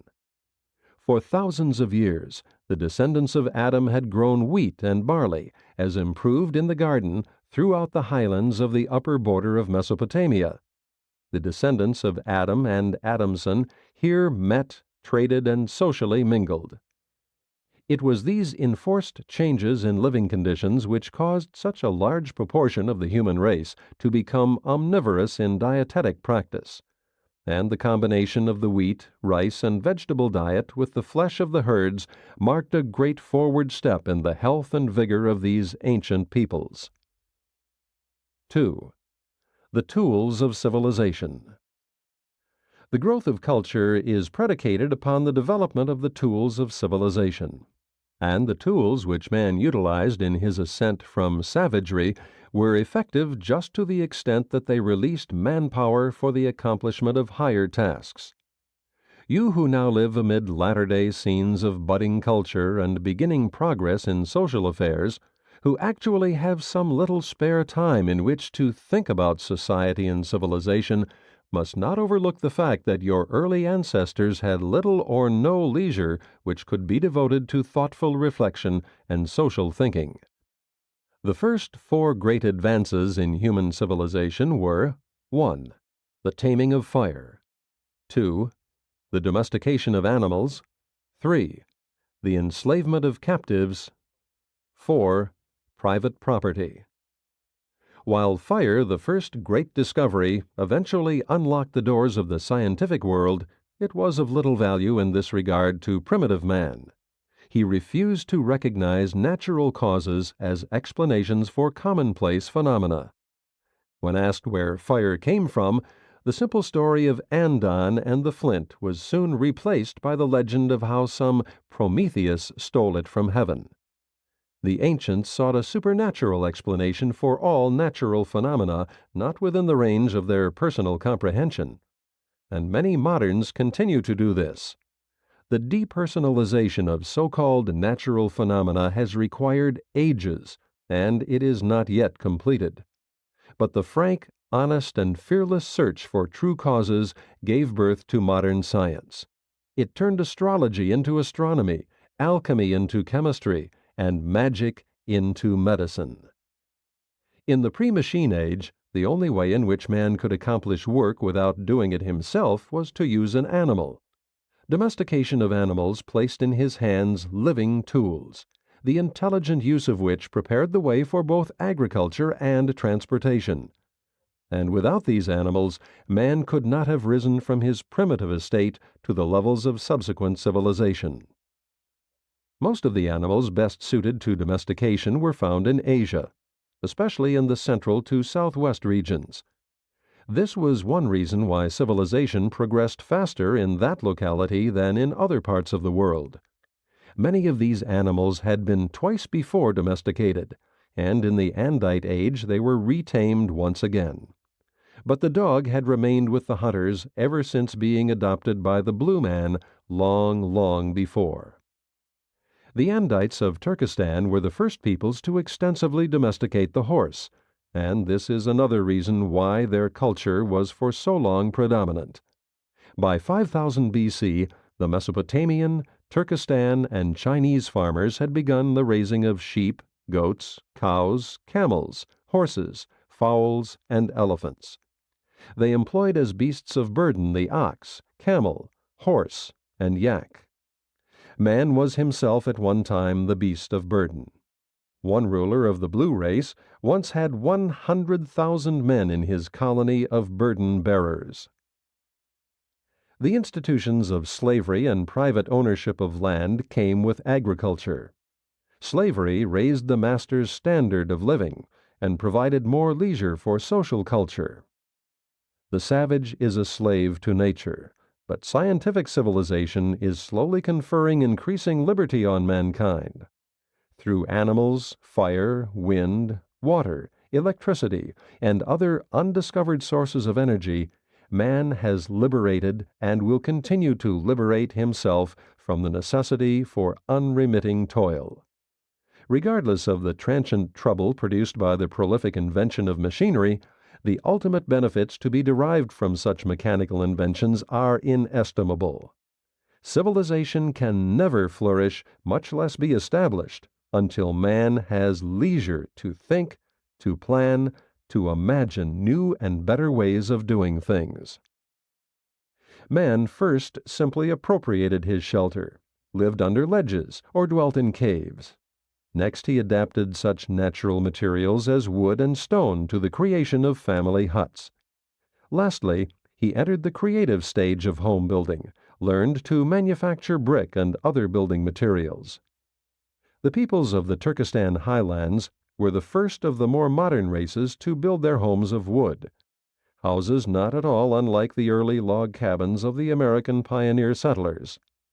Throughout the plains, human dwellings were made of brick, later on of burned bricks. The older river races made their huts by setting tall poles in the ground in a circle. The tops were then brought together, making the skeleton frame for the hut, which was interlaced with transverse reeds, the whole creation resembling a huge inverted basket. This structure could then be daubed over with clay, and after drying in the sun, would make a very serviceable, weatherproof habitation. It was from these early huts that the subsequent idea of all sorts of basket weaving independently originated. Among one group, the idea of making pottery arose from observing the effects of smearing these pole frameworks with moist clay. The practice of hardening pottery by baking was discovered when one of these clay-covered primitive huts accidentally burned. The arts of olden days were many times derived from the accidental occurrences attendant upon the daily life of early peoples. At least, this was almost wholly true of the evolutionary progress of mankind up to the coming of Adam.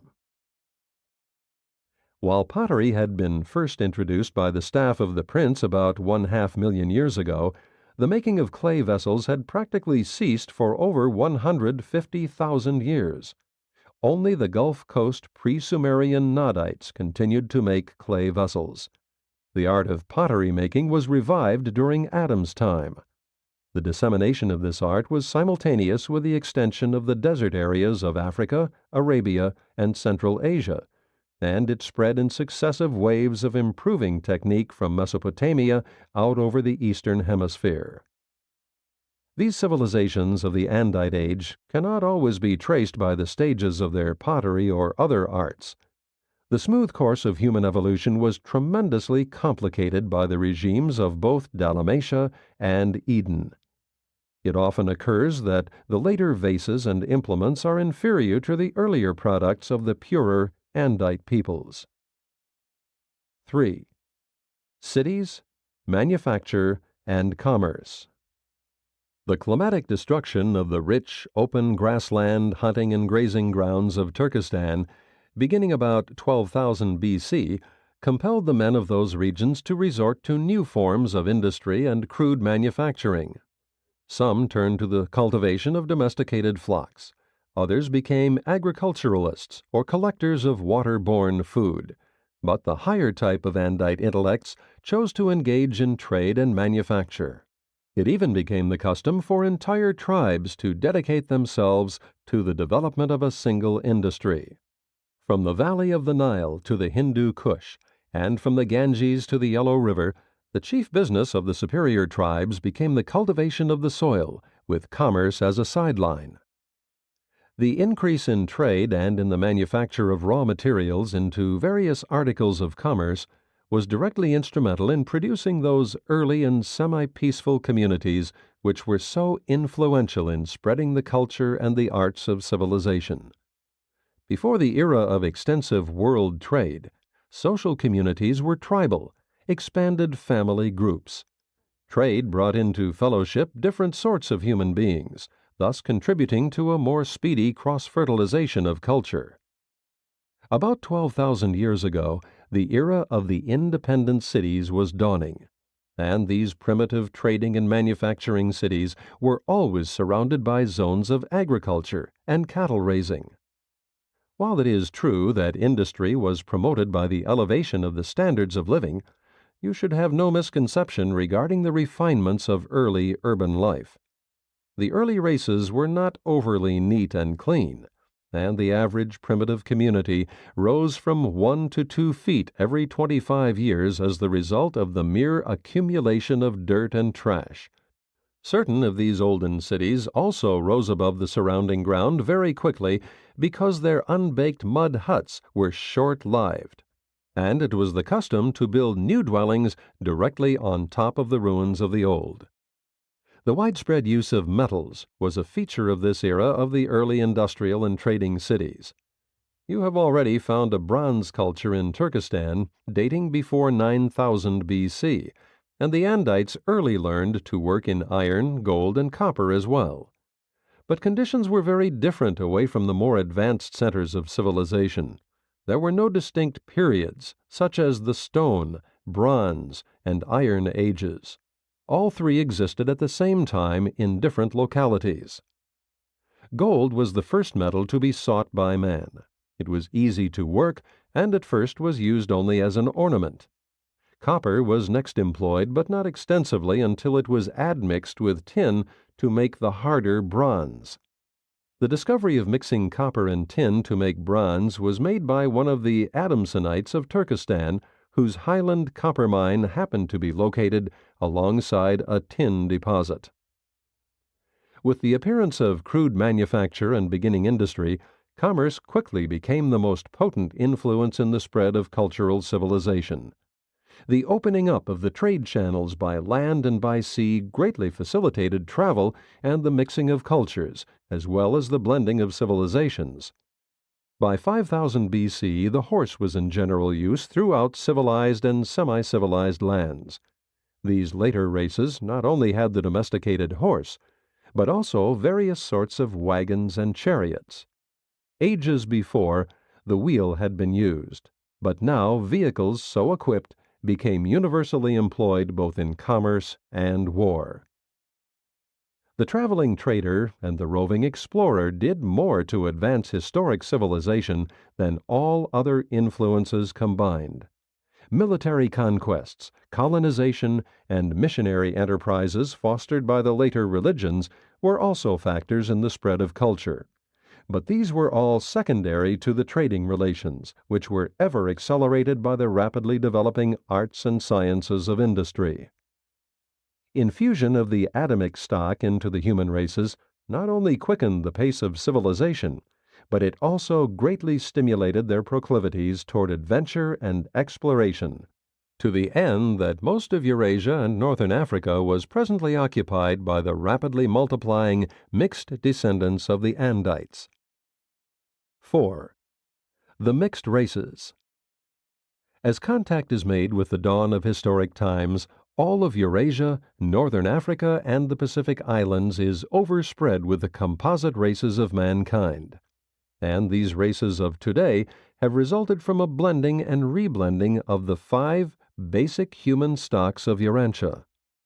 Each of the Urantia races was identified by certain distinguishing physical characteristics. The Adamites and Nodites were long-headed. The Andinites were broad-headed. The Sangic races were medium-headed, with the yellow and blue men tending to broad-headedness. The blue races, when mixed with the Andinite stock, were decidedly broad-headed. The secondary Sangics were medium to long-headed. Although these skull dimensions are serviceable in deciphering racial origins, the skeleton as a whole is far more dependable. In the early development of the Urantia races, there were originally 5 distinct types of skeletal structure. 1. Andonic, Urantia aborigines. 2. Primary Sangic, red, yellow, and blue. 3. Secondary Sangic, orange, green, and indigo. 4. Nodites, descendants of the Dalmatians. 5. Adamites, the violet race. As these 5 great racial groups extensively intermingled, continual mixture tended to obscure the Andinite type by Sangic hereditary dominance. The Lapps and the Eskimos are blends of Andinite and Sangic blue races. Their skeletal structures come the nearest to preserving the aboriginal Andonic type. But the Adamites and the Nodites have become so admixed with the other races that they can be detected only as a generalized Caucasoid order. In general, therefore, as the human remains of the last 20,000 years are unearthed, it will be impossible clearly to distinguish the 5 original types. Study of such skeletal structures will disclose that mankind is now divided into approximately 3 classes. 1. The Caucasoid. The Andite blend of the Nodite and Adamic stocks, further modified by primary and some secondary Sangic admixture and by considerable Andonic crossing. The Occidental white races, together with some Indian and Turanian peoples, are included in this group. The unifying factor in this division is the greater or lesser proportion of Andite inheritance. 2. The Mongoloid. The primary Sangic type including the original red, yellow, and blue races. The Chinese and Amarins belong to this group. In Europe, the Mongoloid type has been modified by secondary Sangic and Andonic mixture, still more by Andite infusion. The Malayan and other Indonesian peoples are included in this classification, though they contain a high percentage of secondary Sangic blood. 3. The Negroid. The secondary Sangic type, which originally included the orange, green, and indigo races. This is the type best illustrated by the Negro, and it will be found through Africa, India, and Indonesia, wherever the secondary Sangic races located. In North China, there is a certain blending of Caucasoid and Mongoloid types. In the Levant, the Caucasoid and Negroid have intermingled. In India, as in South America, all three types are represented, and the skeletal characteristics of the three surviving types still persist and help to identify the later ancestry of present-day human races. 5. Cultural society. Biologic evolution and cultural civilization are not necessarily correlated. Organic evolution in any age may proceed unhindered in the very midst of cultural decadence. But when lengthy periods of human history are surveyed, it will be observed that eventually evolution and culture become related as cause and effect. Evolution may advance in the absence of culture, but cultural civilization does not flourish without an adequate background of antecedent racial progression. Adam and Eve introduced no art of civilization foreign to the progress of human society. But the Adamic blood did augment the inherent ability of the races and did accelerate the pace of economic development and industrial progression. Adam's bestowal improved the brain power of the races, thereby greatly hastening the processes of natural evolution. Through agriculture, animal domestication, and improved architecture, mankind gradually escaped the worst of the incessant struggle to live and began to cast about to find wherewith to sweeten the process of living. And this was the beginning of the striving for higher and ever higher standards of material comfort. Through manufacture and industry, man is gradually augmenting the pleasure content of mortal life. But cultural society is no great and beneficent club of inherited privilege into which all men are born with free membership and entire equality. Rather is it an exalted and ever-advancing guild of earth workers, admitting to its ranks only the nobility of those toilers who strive to make the world a better place in which their children and their children's children may live and advance in subsequent ages. And this guild of civilization exacts costly admission fees, imposes strict and rigorous disciplines, visits heavy penalties on all dissenters and nonconformists, while it confers few personal licenses or privileges except those of enhanced security against common dangers and racial perils. Social association is a form of survival insurance which human beings have learned is profitable. Therefore are most individuals willing to pay those premiums of self-sacrifice and personal liberty curtailment which society exacts from its members in return for this enhanced group protection. In short, the present-day social mechanism is a trial-and-error insurance plan designed to afford some degree of assurance and protection against a return to the terrible and antisocial conditions which characterized the early experiences of the human race. Society thus becomes a cooperative scheme for securing civil freedom through institutions, economic freedom through capital and invention, social liberty through culture, and freedom from violence through police regulation. Might does not make right, but it does enforce the commonly recognized rights of each succeeding generation. The prime mission of government is the definition of the right, the just and fair regulation of class differences, and the enforcement of equality of opportunity under the rules of law. Every human right is associated with a social duty. Group privilege is an insurance mechanism which unfailingly demands the full payment of the exacting premiums of group service. And group rights, as well as those of the individual, must be protected, including the regulation of the sex propensity. Liberty subject to group regulation is the legitimate goal of social evolution. Liberty without restrictions is the vain and fanciful dream of unstable and flighty human minds. 6. The maintenance of civilization. While biologic evolution has proceeded ever upward, much of cultural evolution went out from the Euphrates Valley in waves, which successively weakened as time passed, until finally the whole of the pure line Adamic posterity had gone forth to enrich the civilizations of Asia and Europe. The races did not fully blend, but their civilizations did to a considerable extent mix.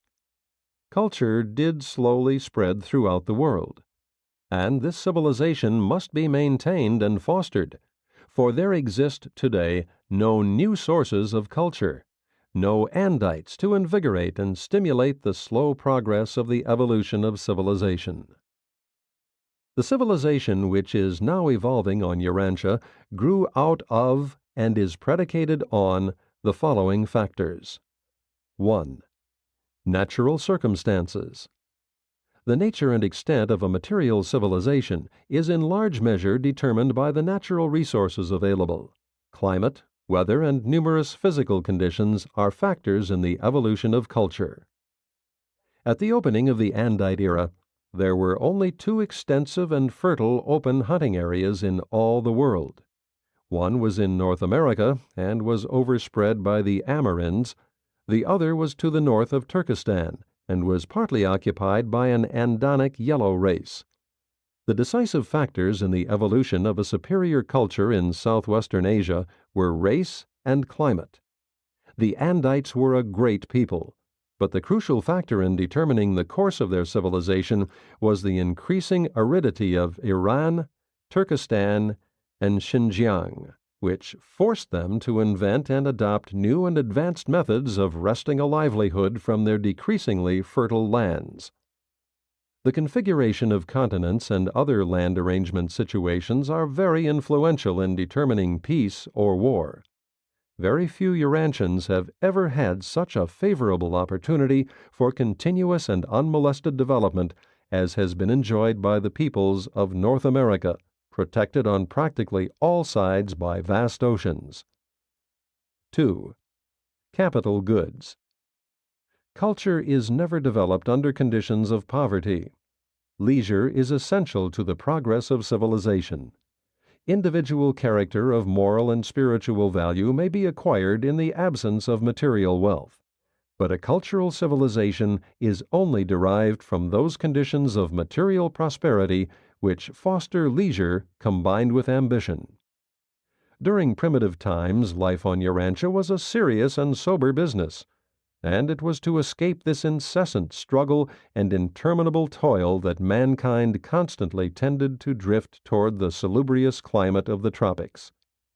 While these warmer zones of habitation afforded some remission from the intense struggle for existence, the races and tribes who thus sought ease seldom utilized their unearned leisure for the advancement of civilization. Social progress has invariably come from the thoughts and plans of those races that have, by their intelligent toil, learned how to wrest a living from the land with lessened effort and shortened days of labor, and thus have been able to enjoy a well-earned and profitable margin of leisure. 3. Scientific knowledge. The material aspects of civilization must always await the accumulation of scientific data. It was a long time after the discovery of the bow and arrow and the utilization of animals for power purposes before man learned how to harness wind and water, to be followed by the employment of steam and electricity. But slowly the tools of civilization improved. Weaving, pottery, the domestication of animals, and metalworking were followed by an age of writing and printing. Knowledge is power. Invention always precedes the acceleration of cultural development on a worldwide scale. Science and invention benefited most of all from the printing press, and the interaction of all these cultural and inventive activities has enormously accelerated the rate of cultural advancement. Science teaches man to speak the new language of mathematics and trains his thoughts along lines of exacting precision. And science also stabilizes philosophy through the elimination of error, while it purifies religion by the destruction of superstition. 4. Human resources. Manpower is indispensable to the spread of civilization. All things equal, a numerous people will dominate the civilization of a smaller race. Hence, failure to increase in numbers up to a certain point prevents the full realization of national destiny. But there comes a point in population increase where further growth is suicidal. Multiplication of numbers beyond the optimum of the normal man-land ratio means either a lowering of the standards of living or an immediate expansion of territorial boundaries by peaceful penetration or by military conquest, forcible occupation. You are sometimes shocked at the ravages of war, but you should recognize the necessity for producing large numbers of mortals so as to afford ample opportunity for social and moral development.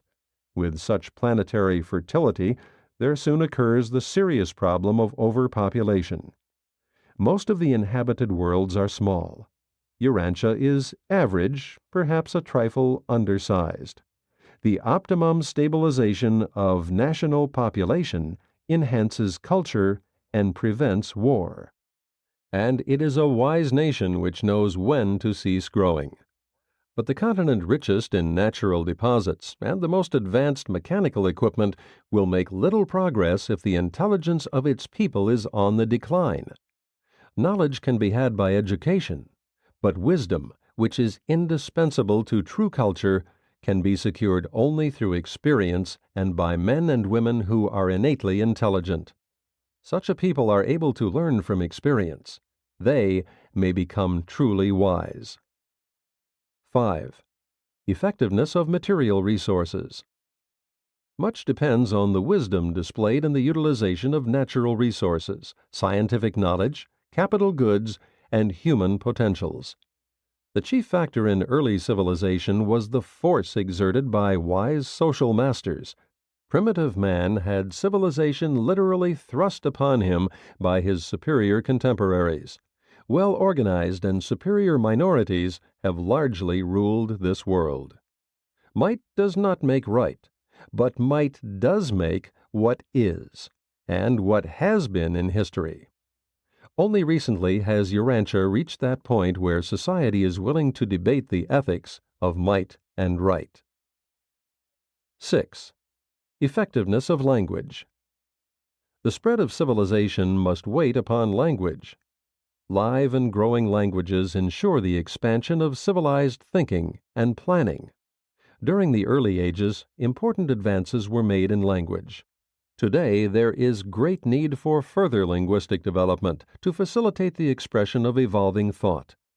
Language evolved out of group associations, each local group developing its own system of word exchange. Language grew up through gestures, signs, cries, imitative sounds, intonation, and accent to the vocalization of subsequent alphabets. Language is man's greatest and most serviceable thinking tool, but it never flourished until social groups acquired some leisure.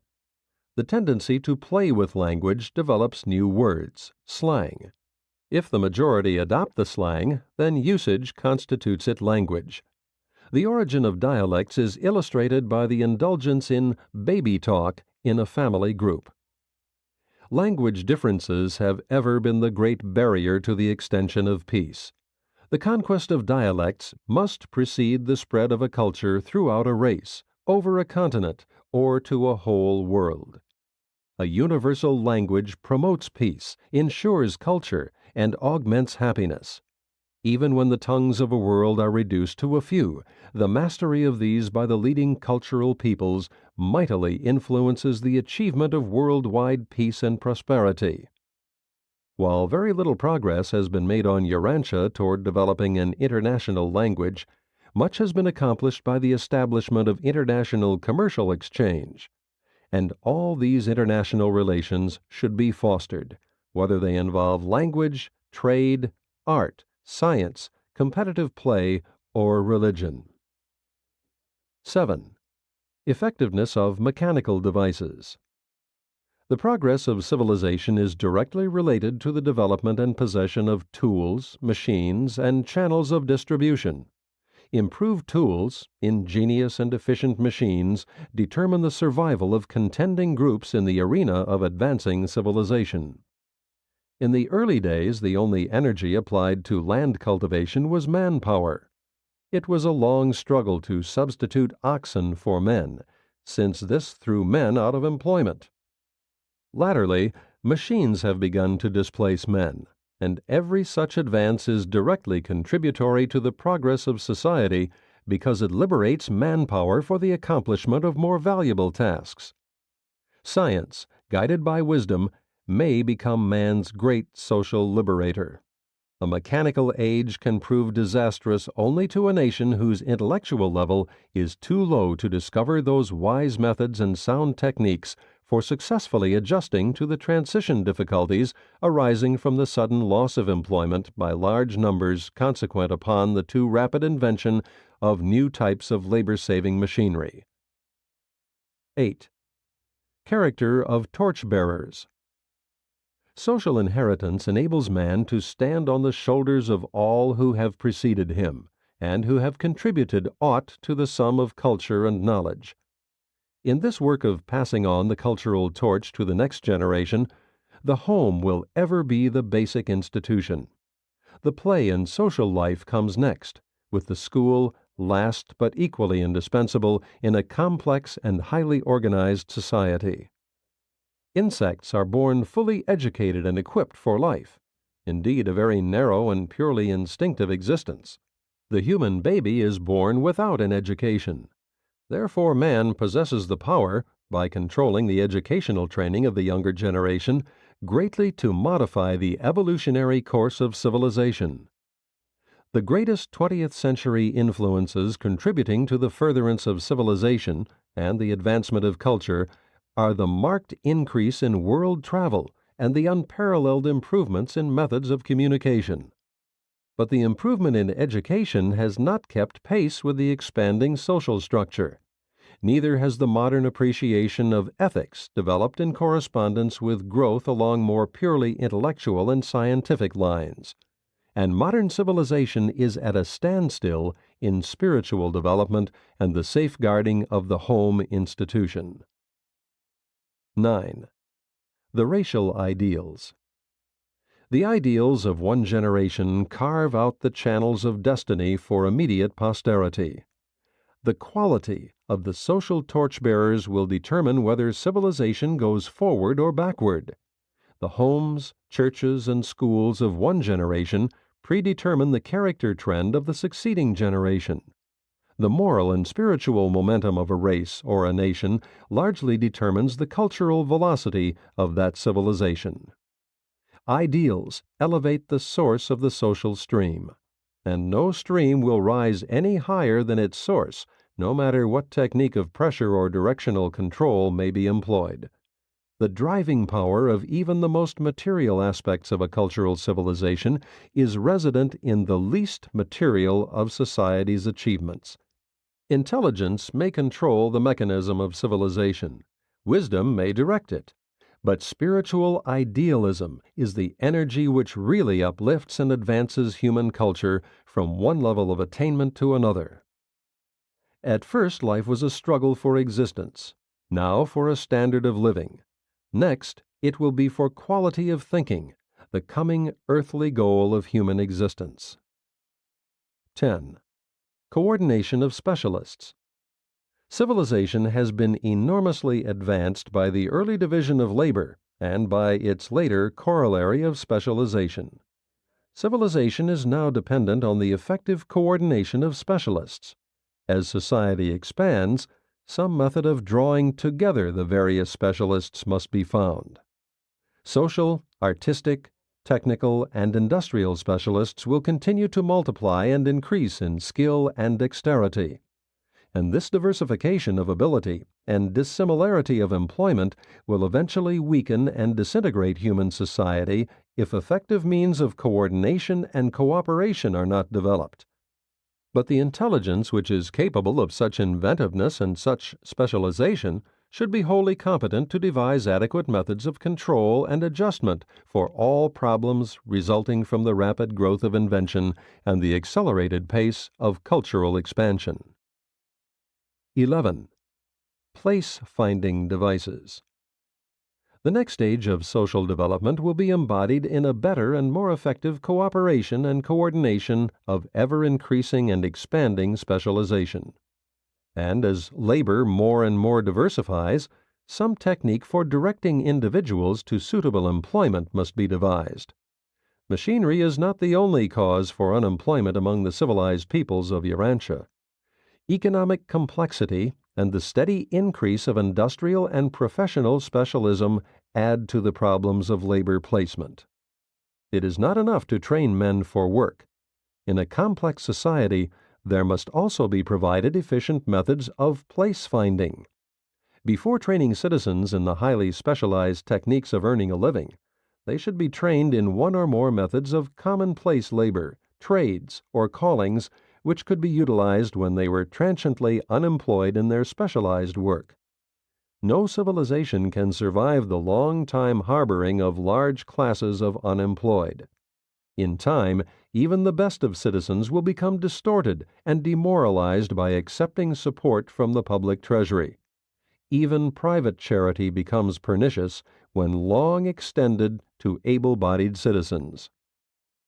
Such a highly specialized society will not take kindly to the ancient communal and feudal practices of olden peoples.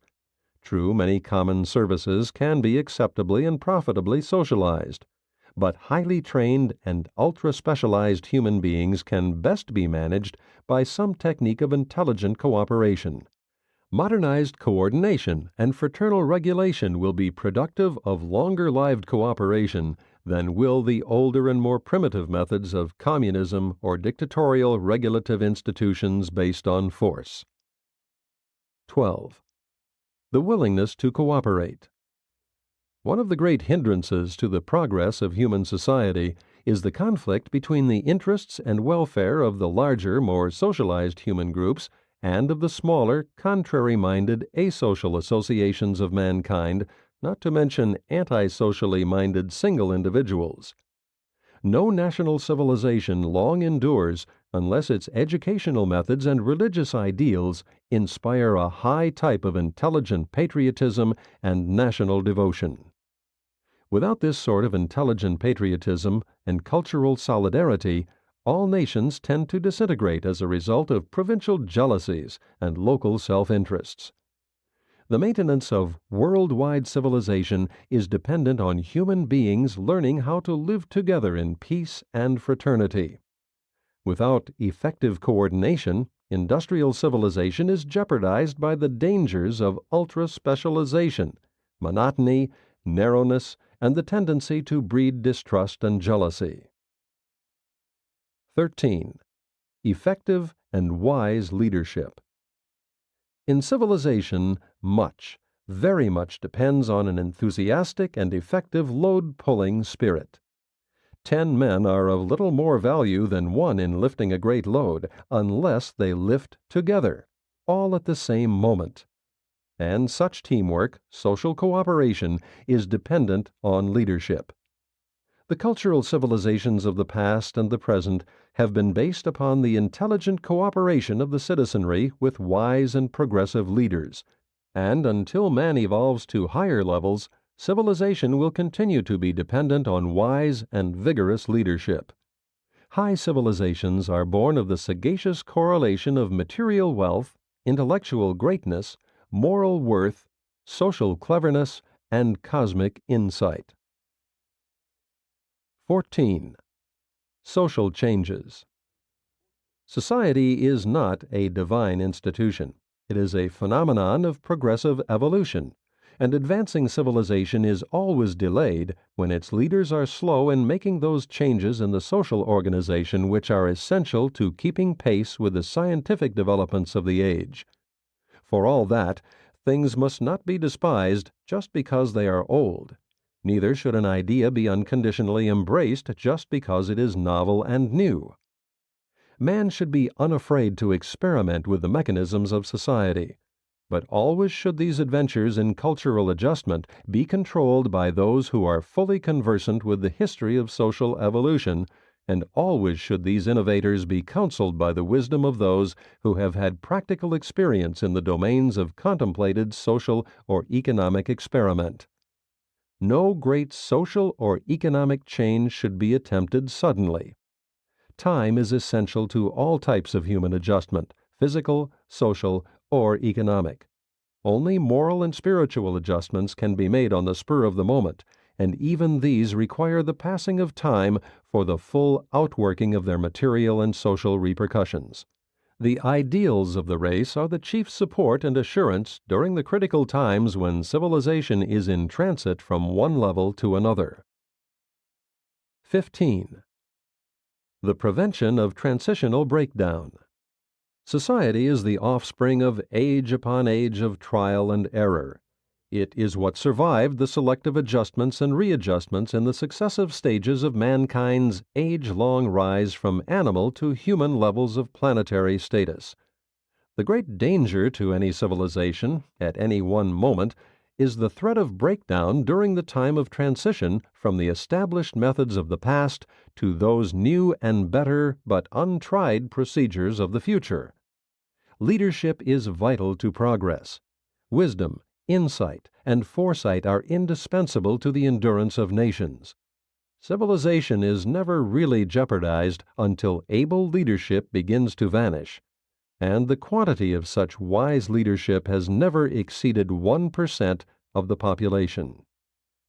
And it was by these rungs on the evolutionary ladder that civilization climbed to that place where those mighty influences could be initiated which have culminated in the rapidly expanding culture of the 20th century. And only by adherence to these essentials can man hope to maintain his present-day civilizations while providing for their continued development and certain survival. This is the gist of the long, long struggle of the peoples of Earth to establish civilization since the age of Adam. Present-day culture is the net result of this strenuous evolution. Before the discovery of printing, progress was relatively slow, since one generation could not so rapidly benefit from the achievements of its predecessors. But now human society is plunging forward under the force of the accumulated momentum of all the ages through which civilization has struggled. Sponsored by an Archangel of Nebadon.